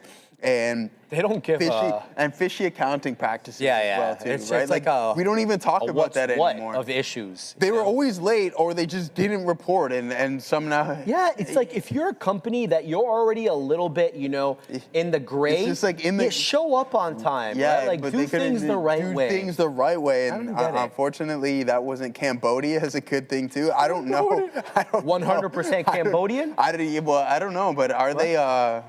Neil knows exactly what I'm talking about. I'm not saying anymore. Is that 100% Cambodian. Is that if you know, you know, bro? Is that a thing? Chappelle show. Yeah. Is that you talking about when he's making his own shoes? Remember? No. When he has them like do competitions. And he's like part of the competition is that you have to. Yeah, we're not going to go any farther, but yeah. All right, there you go, Jesse. Jesse Hernandez is always on point, bro. I think this guy he's like, hey, man, I think Sharif he won't get some of my references. I won't get some of his, but Jesse gets it all, man. I think you spend too much time in front of TV screens because you know every reference, by the way. That's hilarious, man. All right, guys, let's send it back to Sia. Let's take a look at our final story for the day, talking about Microsoft Build Conference. Microsoft has kicked off its annual Build Developer Conference with AI agents, developer tools, and AI-enabled PCs that are expected to be the central themes of this. CEO Satya Nadella is outlining how Microsoft plans to compete across cloud AI, enterprise software, coding assistants, as well as AI-powered Windows devices. Investors are also watching for updates to OpenAI-related initiatives, Microsoft's own AI models, AI coding tools, so much AI, guys, and new integrations with Nvidia's latest, you guessed it right, AI hardware. The company is pushing AI PCs and Copilot, as well as devices, as it brings AI functionality directly onto consumer and enterprise hardware. With that, Microsoft up on the day, just a little shy of 4%. Before I go to the boys, Adira, what do you have to say about Microsoft? Yeah, I do have some stuff to say about Microsoft. I quickly want to mention the latest post from Ming-Chi Kuo as well. He's mostly just laying out the new NVIDIA announcement, which also involves Microsoft, of course, with the reinventing the PCs. He said that even if RTX Spark's development or shipping timeline slips, he thinks that Microsoft and NVIDIA's, quote, strong growth in AI infrastructure will probably still be fine. He thinks Apple could be in a little bit of trouble, though, because their entire business is consumer electronics. So Apple, beyond any kind of PC announcement, will also need to have a compelling beyond a compelling narrative, a concrete plan to deliver. This is significant, of course, because WWDC kicks off with a keynote on Monday. Now, speaking of keynotes, I've seen a lot of keynotes, guys, as you know, sitting at this desk. I have to say, I don't think I've ever seen a stock react so little to a keynote as I have seen Microsoft's today. It barely blinked. It barely moved. We got a little bit of a bounce, I mean, only slightly here from the session lows as we had Jensen Huang make a video appearance at this keynote. But other than that, it really wasn't much. We did have some announcements of note here. Solara, which is going to be their new project. It's an AI and agent-related project, which includes a wearable component being backed by Qualcomm. Qualcomm moved more than Microsoft did on this keynote. Long story short, this keynote, which is still happening, nothing too crazy. I think in terms of format, it's a bit of a combo of what Google does, where you've got some celebrity appearances, including one time Keke Palmer is on there. You know, they've had random NBA players. It's also a little bit Apple in that they have a whole bunch of random Apple employees you've probably never heard of except for at these events. So that's my take here on this MSFT keynote. Again, some announcements were made. Does the stock care? I'd say it's a big fat no. Nice. Go Chico Gaines. You're hilarious, brother. You're hilarious. I do like you. Okay, so I haven't obviously heard anything that's been said at the conference, but my reading of it prior to going in was you're going to hear a lot about autonomous agents, especially as it relates to how it's going to mesh with Copilot, as well as advanced Windows on ARM developer tools. A lot has been made about how Windows doesn't run as smoothly, especially with certain applications, especially Windows PCs that are based on ARM architecture, unlike the x86 architecture like the AMD and the Intel CPUs. Some issues there. Secondly, I also was reading here possibly about a custom small language model in the range of 3.3 billion parameters, and it's supposed to be directly in Windows 11. So it'll be an on-device small language model, SLM, and that's something we've been talking a lot about, and that's part of the perspective that Apple's taken, right, to kind of secure privacy and security. Last but not least, to kind of win over developers that are skeptical about the Windows on ARM, Microsoft is heavily touting this kind of what they're calling a Prism emulation engine, and they claim, according to the reports, that it runs legacy software like it does on x86 PCs. It's going to run them equally as well on ARM-based PCs. We'll have to wait and see. But Microsoft has been quite good lately. Today, giving back a little bit here, Joey, just a little bit below 4% on the day. Yeah, I think a couple, what we're seeing here from the chart is that you have 2 days in a row to the downside with that breakout. I think it's only a matter of time until we start to see this name really recover. Why? Because if you're at the bottom of the barrel, Sharif, right now, and I think that's what Copilot lays in, same thing with whatever Meta's kicked out there, there's really only one way you can go, especially with this type of money that these guys are spending and with Azure. I think there's a lot more topside here because we talk about the leapfrog aspect between all of these AI tools and agentic tools. I think at some point you're going to start to see Copilot climb the ranks. Could I be wrong? Does anybody use it? No, not really. But with that being said, this major company still sitting in that 4th or 5th spot from a market cap standpoint has the ability to spend the money and really climb these ranks. So I like where we're sitting and from a laggard standpoint in Microsoft, because we're not going to put Azure and we're not going to kick Azure to the curb. Great point. All right, let's look at some of the trades over here that are still going. We're going to send it over to the big boys shortly. Katina Man's back in the house. Guys, DXST, one to watch. It's trying to reclaim 450, but this is the monster. ASTC, $59 high. Believe it or not, despite the spread and despite the volatility, look how respectful that trend is, especially with the 10 EMA. Nary a breach. The only breach you got in the last hour and a half is that one at 135, continuing to go. ASTC, watch out for that one, as well as LASC. What a move this one was into 228. We were counting this one out. It was all dead and buried when it lost $2. Here it comes again into 195, looking for 296, 97.